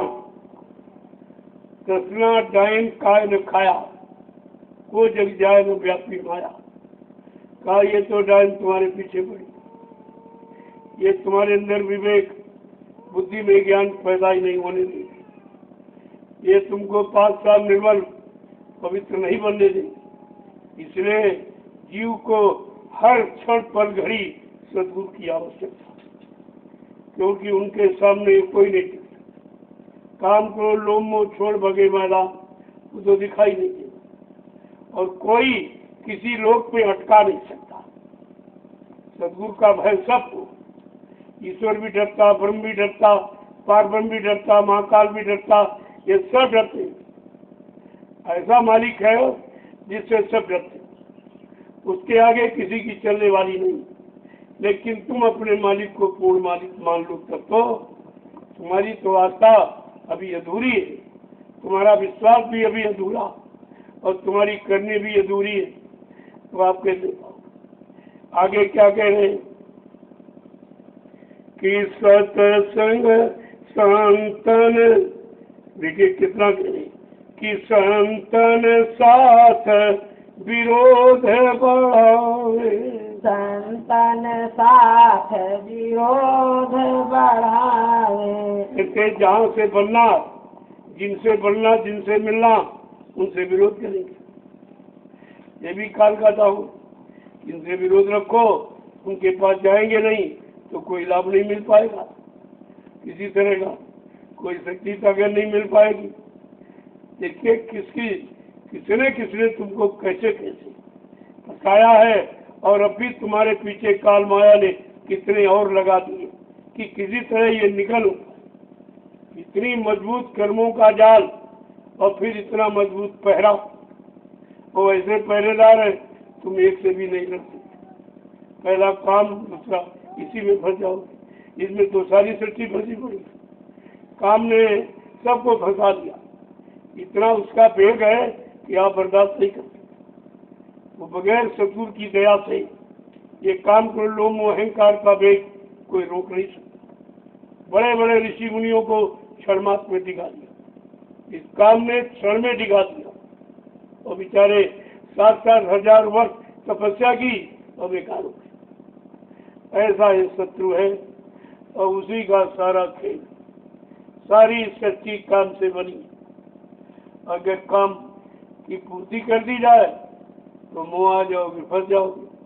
अगर न दिलाया जाए तो क्रोध आ जाए। ये क्रोध का जन्म यही से, अगर काम की पूर्ति न हुई तो क्रोध आ जाए, और अगर पूर्ति करा दिया तो लोभ मोह घेर लेगा, अहंकार घेर लेगा। इसलिए पूर्ति कराई जाती, लेकिन उतनी जितनी जरूरत। साधक भी उतनी डिमांड करता कि साई इतना दीजिए या मैं कुटुंब समाये और मैं भी भूखा न रहूं और साधु न भूखा। इसके अलावा कुछ नहीं देना, कोई जरूरत नहीं, देना भी नहीं।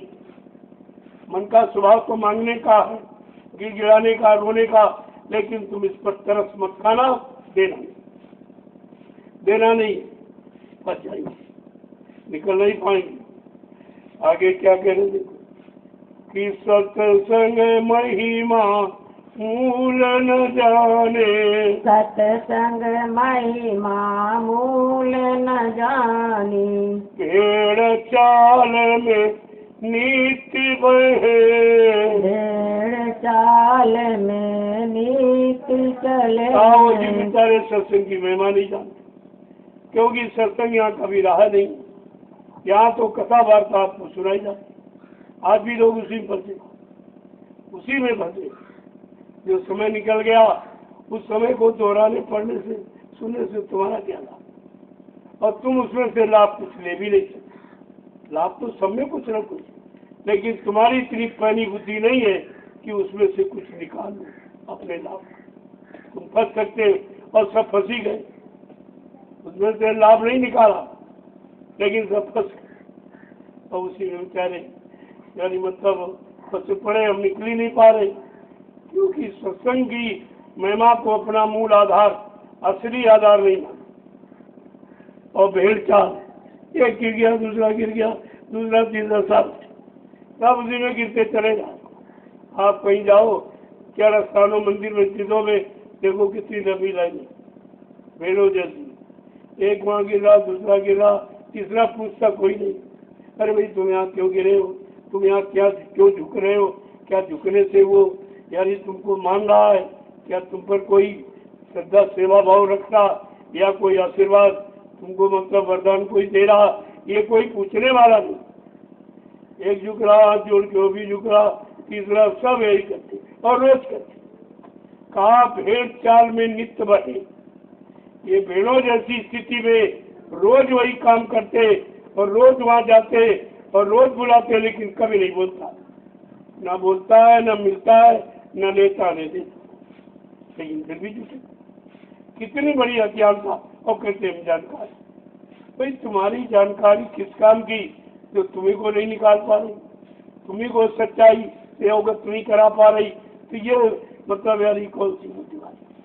और सब पढ़े लिखे अनपढ़ समझ कोई नहीं पूछता कि भाई यहाँ क्यों खड़े हो, किसके हाथ जोड़ रहे हो, कौन ये देख रहा कि तुम जोड़ रहे हो कि नहीं जोड़ रहे हो, कौन ये सुन रहा कि तुम प्रार्थना कर रहे हो कि नहीं कर रहे हो, और कौन सुनकर तुम्हें तसल्ली दे रहा या विश्वास करा या शांति प्रदान कर रहा, कुछ।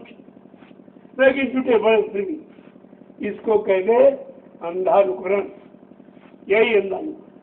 तो संतों ने कहा अरे भाई इनकी समझ में इतनी जल्दी नहीं आएगा कि वो जग अंधा और पुण्य अंधा और ताते मच गई अधा धुंधा।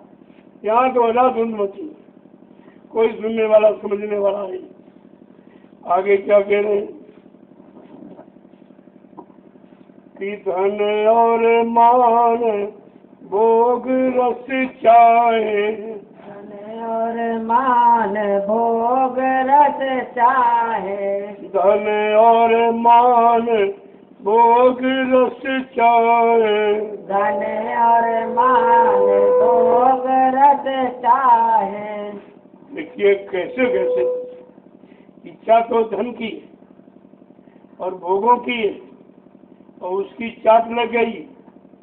जैसे एक बार सिंगी ऋषि ने शहद चाट लिया तो फंस गए, और ऐसा फंस गए कि 60,000 वर्ष की तपस्या ही भूल गए, सब भूल गए कि मतलब गुफा क्या, क्यों आया था, क्यों चोर करता और अब कैसे फंस गया। जब 60,000 वर्ष नहीं फंसा तो अब कैसे फंस गया, इतना वेग है इसमें। कहा जब तक एक अन्न का दाना तुम्हारे शरीर में जाता रहेगा काम निकलने वाला नहीं, वो रहेगा, क्योंकि इन्हीं 5 से तुम्हारे शरीर का निर्माण हुआ। ये निकलेंगे नहीं, लेकिन अगर संतों के वचनों को मान लिया और नाम की साधना में परिपक्व हो गए तो तुम्हारे पर इनका कोई प्रभाव नहीं, ये तुम्हारे पर अपना असर नहीं डाल सकते, तुमको अपने नियंत्रण कंट्रोल में नहीं रख सकते।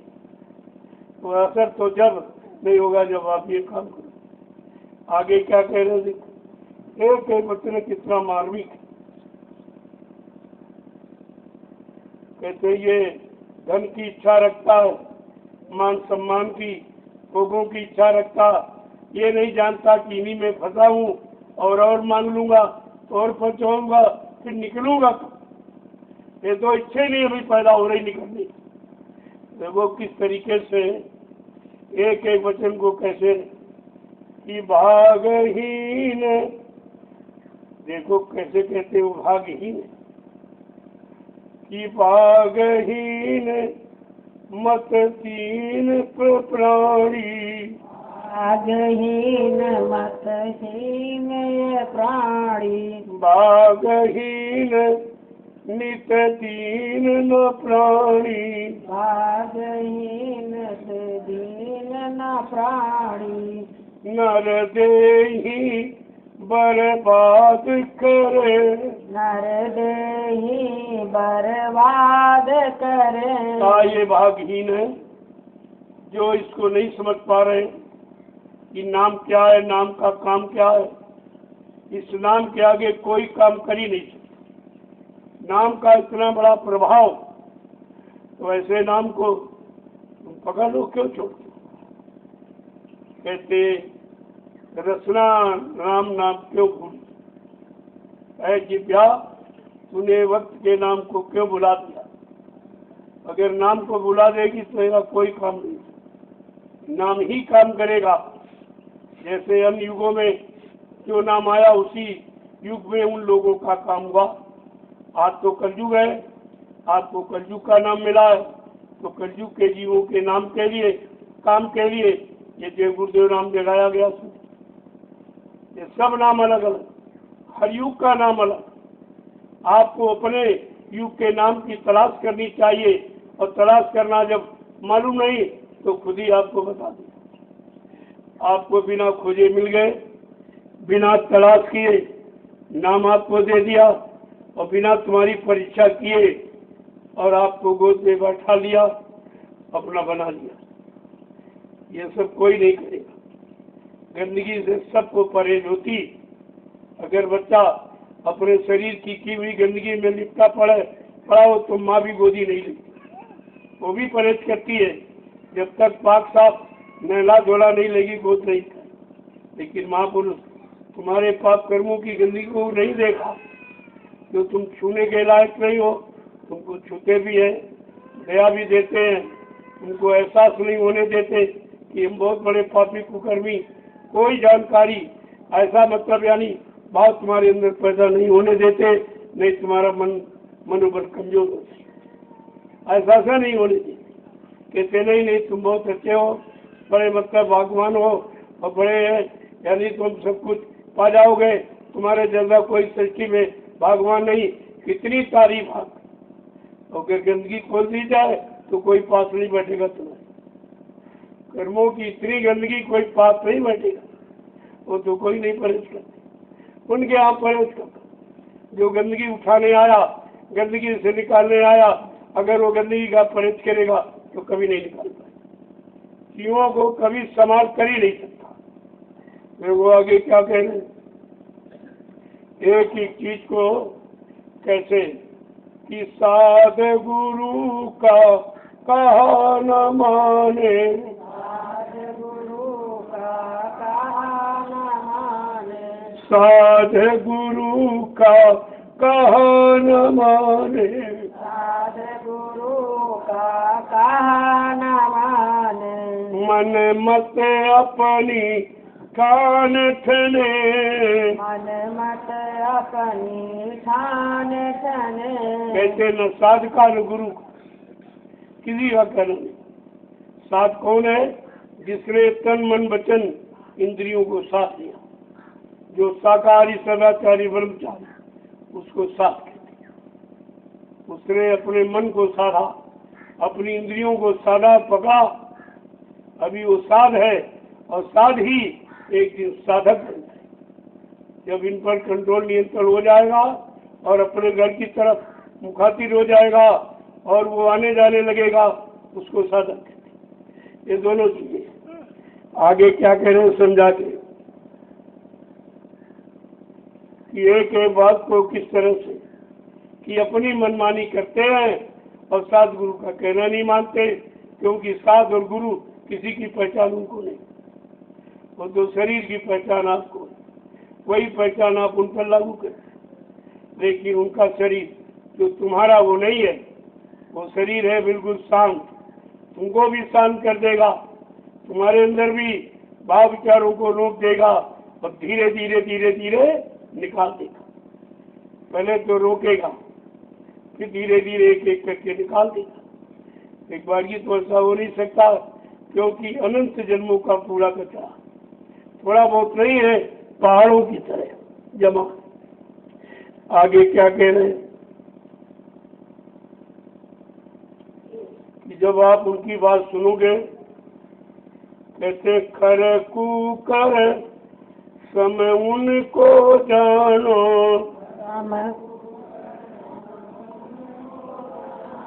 हाँ वो कैसे है? खर माने गधा, कुकर माने कुत्ता, दोनों बड़े कामी होते का उनके समान ये चाल चलती, उनके समान इनकी सोच है, उन्हीं के समान इनका रहना, तो बताओ ये कैसे निकलेगी?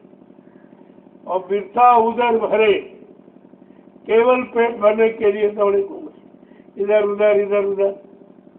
अरे जिसने बनाया है उसको तुम्हारी चिंता। जब ये पेट माँ के पेट में था, तब तुम कौन खेती दुकान दफ्तर करते थे? तो कौन तुम रोटी दाल सब्जी बनाते थे? कौन तुमको खिलाता था? कौन शक्ति दे रहा था जो तुम जीवित थे वहाँ? उसको इतनी चिंता जिसने बनाया, लेकिन जैसे तुम बाहर आए तो उसको भूल गए। अपने में अहंकार कि हम नहीं कमाएंगे, खाएंगे क्या, हम नहीं करेंगे तो करेगा कौन, ये वो सब इसी में फंस गए, पूरा ठेका ले लिया। जिसने तुम्हारी व्यवस्था की, जब कोई नहीं कर रहा था, कोई जान नहीं था, कोई रानी मतलब जानकारी, कोई रिश्ता नाता जात पाती का कुछ नहीं था, तब उस मालिक ने तुम्हारी मदद की। उसको चिंता है जिसने बनाया, लेकिन तुम उसकी चिंता भूल गए और जिसने बनाया उसको भूल गए, तो तुम बिगड़ने लगे। अब तुम इस तरह बिगड़ गए हो कि तुम्हारे पास कुछ बचा ही नहीं। आगे क्या कह रहे हैं, एक एक चीज को कैसे समझा, एक आध बात कि ऐसी दशा माही नित बरते, ऐसी दशा माही नित बरते, ऐसी दशा माही नित बरते, ऐसी दशा माही नित बरते।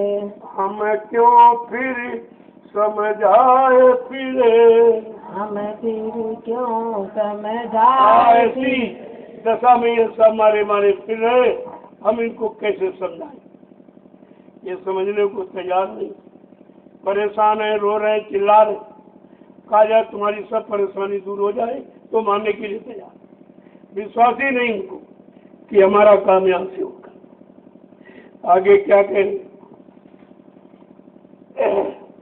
जब एक एक की जमपुर जाए बहुत पछतावे, जमपुर जाए बहुत पछतावे, वहाँ फिर उनकी कौन सुने, वहाँ फिर उनकी कौन सुने। कैसे हम तत्वगत्वा जब जमराजा पकड़ के ले जाएंगे, फिर तुम्हारी वहाँ कौन सुनेगा?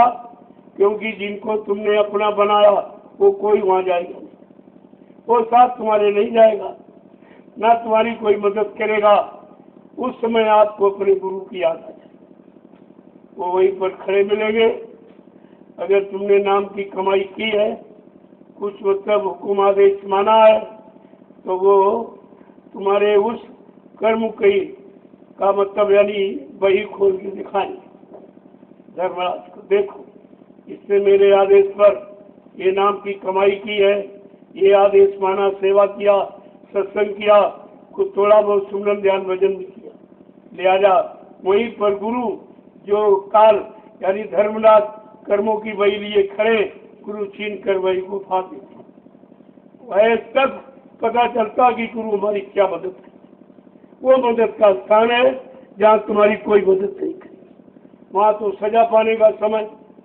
और वो जब राजा सजा सुनाने जा रहा तो तुरंत गुरु ने फौरन वो तुम्हारी वही दिखाई जो तुमने आदेश माना, जो कुछ किया था, देखो मेरे आदेश का पालन किया और उसने ये सब मतलब सेवा की है और वचनों को सुना और लोगों को यानी मतलब लाभ देने के लिए उसने ये सब त्याग किया और तपस्या किया है। लिहाजा वो गुरु यानी धर्मराज के हाथ से तुम्हारे कर्मों की वही लेकर के फाड़ के फेंक देते, ऐसे मदद करते हैं और उनको वहाँ कोई रोक नहीं सकता। नाम के आगे यानी अनंत जन्मों के पापों को खत्म कर दिया जाता है।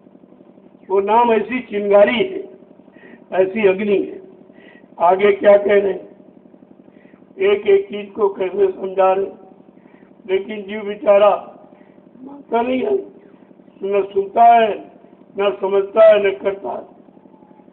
एक एक चीज को जब बड़े ध्यान से आप सुनो, क्या कहते हैं कि जन्म जन्म 84 भटके, जन्म जन्म 84 भटके, जन्म जन्म 84 भटके, जन्म जन्म 84 भटके, ये शरीर फिर नाही मिले, ये शरीर फिर नाही मिले। अगर आपने इस जन्म में भजन नहीं किया, सेवा हुकुम आदेश कुछ नहीं माना, तो फिर ये दोबारा आपको नहीं मिलेगा, और ये मिलेगा नहीं तो और शरीरों में कोई काम करेगा नहीं। कोई शरीर मतलब यानी जागरूक नहीं है, कोई शरीर पांचों तत्वों से परिपूर्ण नहीं है, इसलिए उन शरीरों में जन्म तो मिलेगा लेकिन आत्मा का कल्याण नहीं हो सकता।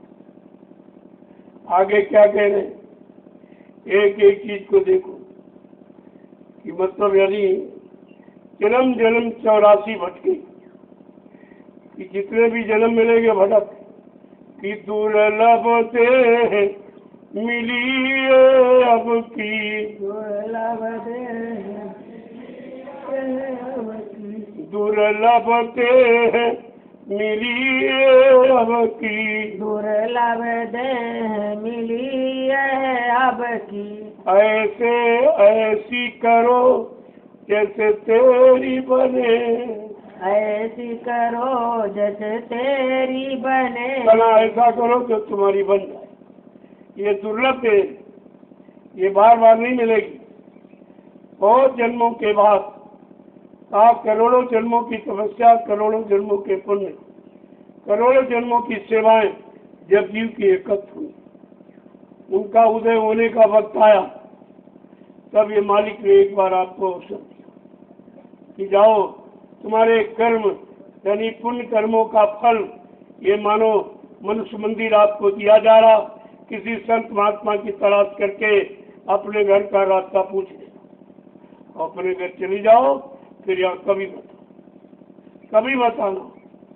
देखो किस तरह से मदद करते हैं, सारा यानी हाल बताते कि सतगुरु शरण पकड़ ले अब की, सतगुरु शरण पकड़ ले अब की, सतगुरु शरण पकड़ लो अब की, सतगुरु शरण पकड़ ले अब की, तेरी बिगड़ी सभी बने, तेरी बिगड़ी सभी बने। अगर बनाना चाहता एक ही बार में पार जाना चाहता तो सदगुरु की शरण के पकड़। वो सदगुरु जो समय का आया, जो आए थे चले गए उनसे नहीं, जो समय का आया है उनको पकड़ लो, वो तुम्हारा काम करे। उनको काम करने का अधिकार, जो चले गए वो फिर लौट के नहीं आएंगे। आगे क्या लिखा है, एक एक बात को देखो कैसे बताते कि सतगुरु कहना मान प्यारे, सतगुरु कहना मान प्यारे, सतगुरु कहना मान प्यारे, सतगुरु कहना मान प्यारे, तेरी बिगड़ी सभी बने, तेरी बिगड़ी सभी बने। कहते अगर उनका कहना मान लो तो तुम्हें करना नहीं, केवल कहना मानना, और तुम कहना भी नहीं मानता। करना आपको नहीं, क्योंकि आप कर नहीं सकते और कभी किया नहीं है। ये तो पहली बार अवसर मिला है, तो इतने युगों का भूला भटका वो एक बार में कैसे कर। तो कहा तुमको करना नहीं है, केवल मान लो। भल चाहो तो चेतो, आए लगी ये नाव, और बहुल बोल पछताओगे और फिर ना सो जाओ। कहा तुम्हें करना कुछ नहीं है, नाम नौका लगा दी गई, अब आपको विश्वास का केवल बैठ करके जब देरा को नहीं पहुंचा देगी। पहुंचाना उसका काम, जिसने नौका लगाई वो उसका काम, तुम्हारा काम विश्वास के साथ बैठे। अब तुम्हें विश्वास नहीं हो रहा कि पता नहीं ले जाए कि नहीं ले जाएंगे, कहीं बेच पे तो नहीं छोड़ देंगे, कहीं डुबा तो नहीं देंगे, तरह तरह की शंकाएं आपको अच्छाई सच्चाई को पकड़ने नहीं देती। आगे देखो क्या कह रहे हैं कि कर सत्संग मान यो कहना, सत्संग मान ये कहना, कान आंख तेरी दो खुले, कान आँख फिर दो खुले। वो क्या कह रहे कि उनका सत्संग करो, सुनो सुनाओ पढ़ो पढ़ाओ नहीं करो।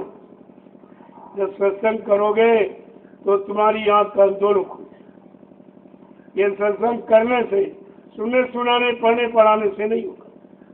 एक एक वचन को बड़े गौर से सुनो कि अब सुनना तो इसलिए है कि हमें करने के लिए सुनो, और सुनाने के लिए बस सुनो। और तुम क्या करते हो, करते नहीं, सुनाने लगते, भाषणबाजी करने लगते, इनको सुनाया उनको सुनाया, और सुनाने का नशा चढ़ जाता है। फिर आप कभी नहीं करो।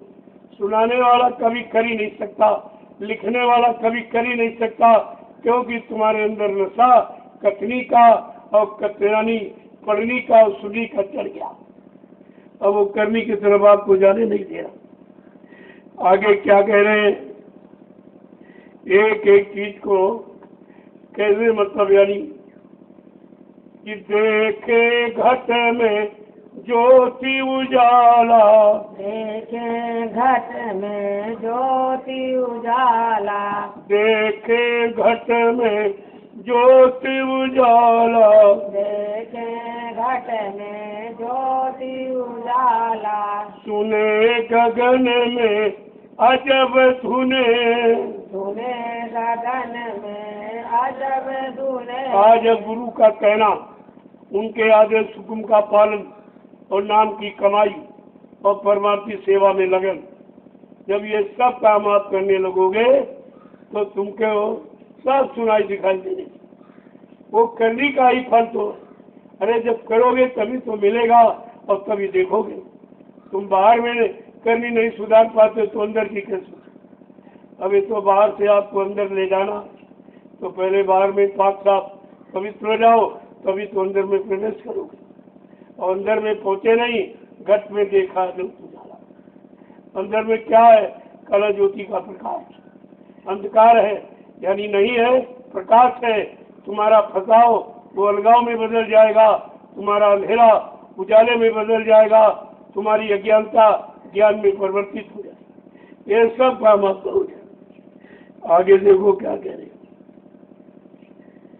एक एक बात को जब महापुरुष की जब सुनोगे तब सब कहते कि महाशून्य में सुरति चढ़ावे, महाशून्य में सुरति चढ़ावे, महाशून्य में सुरति चढ़ावे, महाशून्य में सुरति चढ़ावे।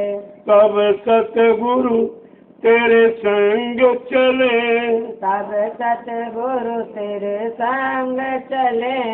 जब तुम्हारी सूरत को सुन और महाशून्य के आगे मानसरोवर में स्नान करा दे, 5 साल निर्मल पवित्र करके जब उधर चलोगे तब सतगुरु तुम्हारे साथ। पहले गंदगी उतारेंगे, 5 साल निर्मल पवित्र करेंगे, परमार्थी कार्य में लगाएंगे, नाम की साधना कराएं और सब तरफ से जब तुमको पक्का कर लेंगे तब सतगुरु तेरे साथ आते, ताकि ये कहीं और किसी मंडल में फंस हो जाए। देखो कैसी मदद करती है और आप उनकी मदद को समझते नहीं। वो तो 24 घंटे तुम्हारी मदद ही करती है। हमारे गुफा की बंसी बाजी, भंवर गुफा की बंसी बाजी, महाकाल भी शीश धुने, महाकाल भी शीश धुने। महाकाल भी पछताता कि हम तो अपनी जगह ही रह पाए, आगे जा ही नहीं पाए, जबकि हम बॉर्डर पर बैठे। महाकाल 4था स्थान और 5वां शत्रु, बिल्कुल बॉर्डर पर खड़ा, लेकिन जा नहीं सकता, वो भी नहीं जा सकता। न काल जा सकता न महाकाल जा सकता, उनकी भी पहुंच नहीं है। वो यानी सतगुरु तुम्हारा वो काम करने आए, इसीलिए तुम्हारे साथ साथ चलेंगे कि काल न कहीं भटका ले, कहीं महाकाल न रोक ले। तो सबसे छुटकारा दिलाने के लिए तुम्हारे साथ साथ 24 घंटे तुम्हारे साथ रहते हैं। नहीं तो तुम काल की तरफ जाने में देर नहीं लगे, तुरंत आपको सीख लेगा, क्योंकि उसी के देश में हो, उसी की व्यवस्था में हो और उसी में रह रहे हो। तो उससे बैरभाव कैसे कर सकते हो, कैसे उसको छोड़ा सकते हो। लेकिन सतगुरु साथ नहीं, वहाँ उसकी कुछ नहीं चलेगी, कोई पेश नहीं पड़ सकती। देखो आगे क्या कह रहे, ये सब चीजें अब कहे बाकी। देखो वो कहते कि अब क्या बाकी नहीं, क्या कहता, आप केवल अपने अनामी पुरुष से मिलना बाकी है। कहा इसके आगे बस मिलना है और मिलने के बाद सब काम खत्म हो जाता, शांति हो जाती, अपने घर पहुंच जाएगा। ये घर पहुंचाने के लिए ये कितना वृत्तांत और कितनी चर्चा आप तक पहुंचाई जाती कि जब तक घर नहीं पहुंचोगे तब तक ये संदेश होता ही रहेगा, और जिस दिन घर पहुंच जाओगे ये सब काम, न कुछ सुनना है, न कुछ पढ़ना है, न कुछ करना, कुछ नहीं। अपने घर पहुंच गए फिर क्या करना, फिर आपको क्या करना। एक एक चीज को यानी किस तरीके से कैसे मैं बयान करूं कि बिन सतगुरु कोई पार न जावे, बिन सतगुरु कोई पार न जावे, बिन सतगुरु कोई पार न जावे, बिन सतगुरु कोई पार न जावे। कैसे उनका बखान करे, कैसे उनका बखान करे। कहते बिना सतगुरु के किसी मंडल से जीव निकल नहीं सकता, सब तो फंसाने वाले हैं। और आप कैसे निकलोगे, कहा इसलिए जिसने तुमको नाम का सहारा दिया, जिसने नाम का सहारा दिया है उसने वादा किया जब तक घर नहीं पहुंचा लूंगा मैं पीछा छोड़ने वाला नहीं। ऐसा समर्थ मालिक आपको मिला, लेकिन आप कदर नहीं कर पा रहे हो, आप समझी नहीं पा रहे हो। धीरे धीरे सत्संगों में आते जाते रहोगे, जितना ज्यादा समय दोगे उतने जल्दी काम हो जाएगा। जहाँ आप ज़्यादा समय देते हो वही काम हो रहा। खेती में ज़्यादा समय दो तो उत्पादन बढ़िया होता। व्यापार दुकान में ज़्यादा समय दो ज़्यादा आमदनी आपको मिले। वो तो सब समय देने की बात है। और आप अगर साधना में समय ज़्यादा दो तो ये भी काम आपका जल्दी हो। वो तो कराने वाला जब साथ में है, केवल निमिष मात्र आपको बनाया जाए, क्यों बगैर तुम्हारे वो काम नहीं करेंगे। क्योंकि आधार तो तुम्हारा जब शरीर ही ये इसी में जीवात्मा बैठी है। जीवात्मा के घर के नाते वो इसकी भी महिमा, इसकी भी बहुत बड़ी महिमा। और ये न होता तो उधर कौन ले जाता, और ये न होता तो एहसास कौन कराता। इसलिए इस जिस्म की भी बहुत बड़ी महिमा है, जो आपको जिस्म से निकालकर उधर की तरफ पहुंचाने का पूरा प्रयास करते। जय गुरुदेव, जय गुरुदेव, जय गुरुदेव, जय गुरुदेव। नाम किसका? प्रभु का। जय गुरुदेव। नाम किसका? प्रभु का। जय गुरुदेव। नाम किसका? प्रभु का। अब आप लोग खड़े हो जाओ।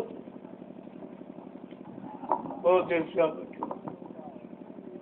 देखो बैठना तो क्या सार्थक होगा जब तुमने अपने शरीर के साथ मन को भी बैठाया, उसको सत्संग सुनाया और उससे वादा कराओ कि जो सुना है अब इस पर चलना पड़ेगा। ये सब आपको मन के साथ तरकीब तरजीब सब करनी है, तभी कुछ काम बनेगा। जय गुरुदेव, जय गुरुदेव, जय गुरुदेव। जय गुरुदेव। जोर से बोलो, जय गुरुदेव। सब मिल बोलो, बोलना होगा। अभी से बोलो, दुख दर्द हरेंगे, सब कष्ट मिटेंगे, सुख शांति भी देंगे। जय गुरुदेव। सबके दाता, सबके मालिक, प्रेम से बोलो। जय गुरुदेव। ये नाम नहीं इंसान का, ये नाम है प्रभु का। ये काम नहीं इंसान का। ये काम है प्रभु। बस इन बच्चों को पकड़ के रखो। अब एक काम किसी के बस का, न कोई देवी, न कोई देवता, न कोई पत्थर, न कोई कागज। ये काम समय के नाम से। इसलिए बार बार आपको याद कराया जाता। और जहाँ तक इसकी आवाज जाएगी इस नाम की, वो सब वातावरण इस साथ सबको लाभ मिलेगा। ये पेड़ पौधे, इनमें भी जीवात्मा है, ये भी सुनते हैं, इनको भी समय का नाम सुनने लेने का अधिकार है। और ये तुम्हारी मदद कर, इन्होंने आपको अपनी मेहनत का फल खिलाया, आपने फल खाया है, तो ये तरह से कर्जा हो गया, तो इसकी देखभाल कराने के लिए आपको ले आया। और यहाँ इनको भी संदेश मिलेगा और तुम्हारा लेन देन भी अदा हो जाए। कई काम, और जब सेवा करोगे वो लेन देन तो बहुत बड़ा अदा करेगा। पता नहीं कितने लोग कब तक वहाँ बैठकर भजन करेंगे, सेवा करेंगे, सत्संग सुनेंगे। तो इससे बड़ा तो बेनिफिट कोई दे ही नहीं सकता। कोई बैंक आपको इससे ज़्यादा लाभ नहीं दे सकती है। ये है सेवा श्रद्धा बैंक, इसका नाम। तो आपको ये खाता जरूर खोलो, जरूर सेवा करके अपना खाता खोलो और इसमें परमार्थी सेवा का भाग जमा करो। अब आप चलो, धीरे धीरे इसको बराबर करो। अब खोती आपने तो बराबर कर लो, ताकि लोग बैठेंगे यहाँ, एक भंडारा लगा तो किया जाए, तो भोजन वहाँ बैठ के करेंगे, सत्संग भी सुनेंगे, तो भोजन भी करेंगे लोग। तो इसको बिल्कुल अच्छा प्लेट बना। आपकी खुदाई अगर थोड़ी बहुत बाकी कर दो ना इसको प्लेट, फिर देखा जाएगा। अभी समय बहुत है, तो इसको बना दीजिए, फिर तुम्हें आगे कहीं ले चलूँ। वहाँ कुछ काम हो जाए वहाँ से, ऐसा बैठने नहीं दिया जाए। अगर बैठ जाओगे तो मन मोटा हो जाए, ये बड़ा शैतान है, फिर निकल जाए, फिर तुमको बुराइयों की तरफ ले जाएगा। हम इसको मौका ही नहीं, कोई न कोई सेवा में इसको लगाते ही।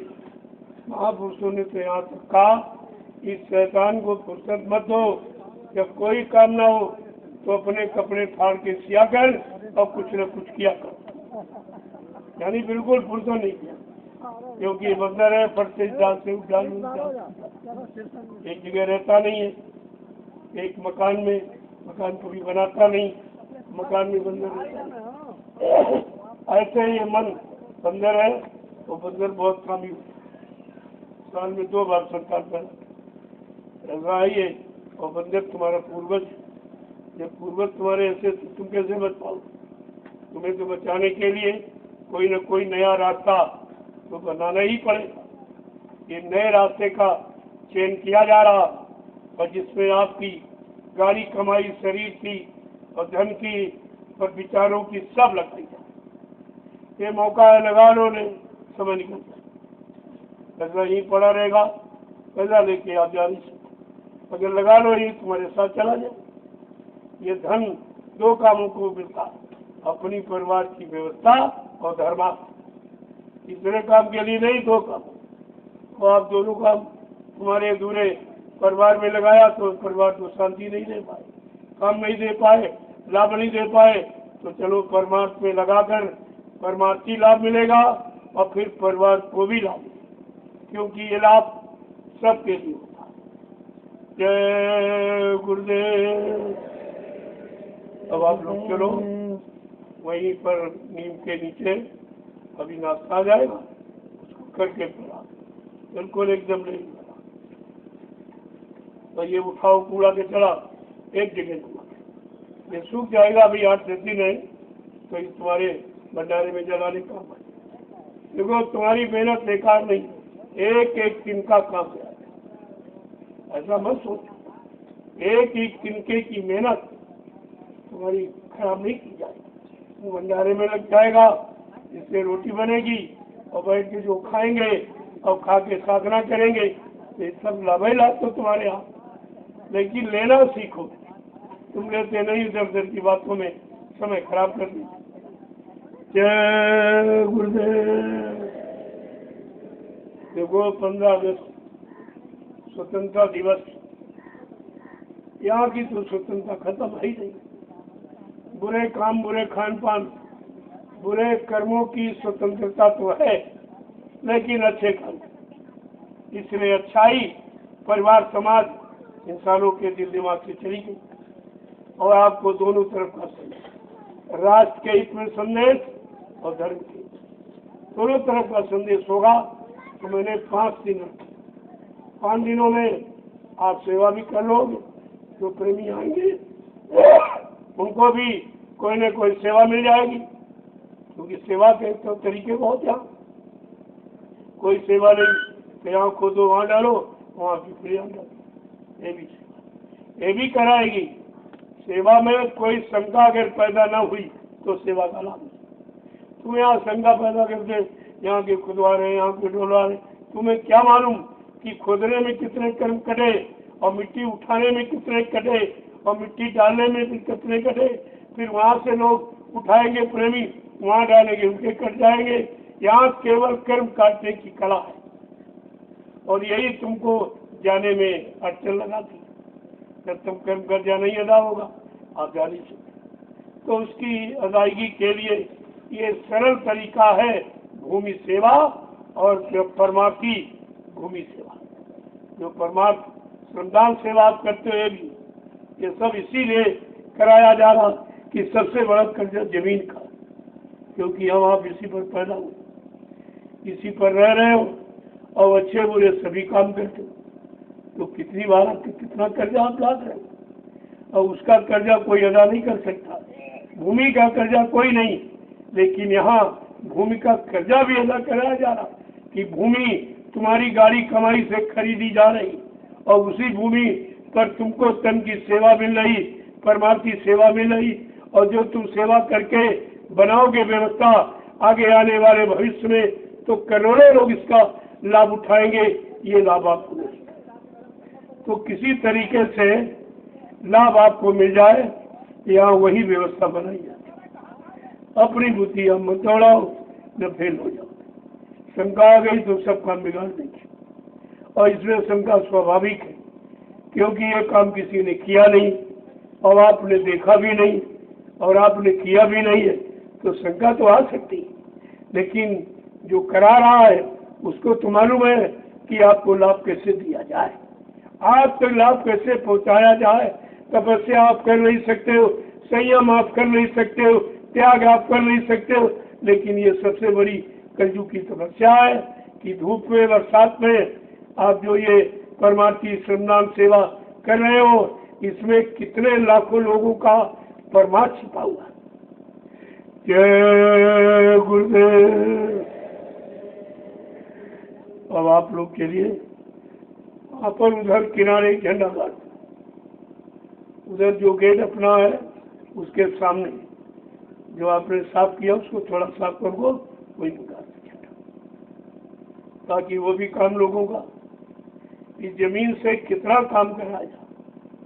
ये भूमि कर्जा ऐसे अदा होगा, कितने काम तुम्हारे हो रहे। झंडा गाड़ कर कितनी प्रेतात्माओं को शांति मिलेगी, कितने तुम्हारे कर्म करेंगे, ये कितना बड़ा लाभ है। और एक पैसे का खर्चा नहीं, संत मत खर्चा नहीं कराता, और खर्चा भी कराएगा तो उसकी चर्चा नहीं कराएगा। आप जो सेवा देते हो कहीं कोई चर्चा नहीं करता, तुमने इतनी दी इतनी भूल जाता, और देकर न दिया, यही दान की परिभाषा है। देकर भी न दिया, ऐसा भाव पैदा हो गया, यही दान की शुद्ध परिभाषा है।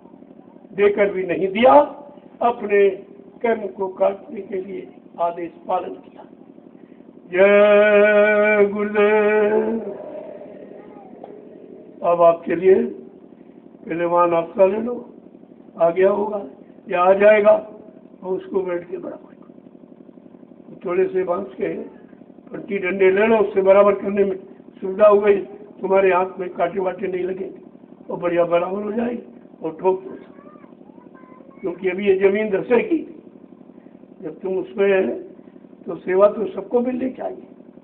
कुछ को काटने की सेवा, कुछ को उठाने की सेवा, और कुछ को बाद में कूटने पीटने की सेवा। कितनी जमीन पर कितने तरह की सेवा जुड़ गई। देखिए, जब इसको देखोगे तभी तो तुम्हारी समझ में आएगा। अब आप लोग के लिए जय गुरुदेव।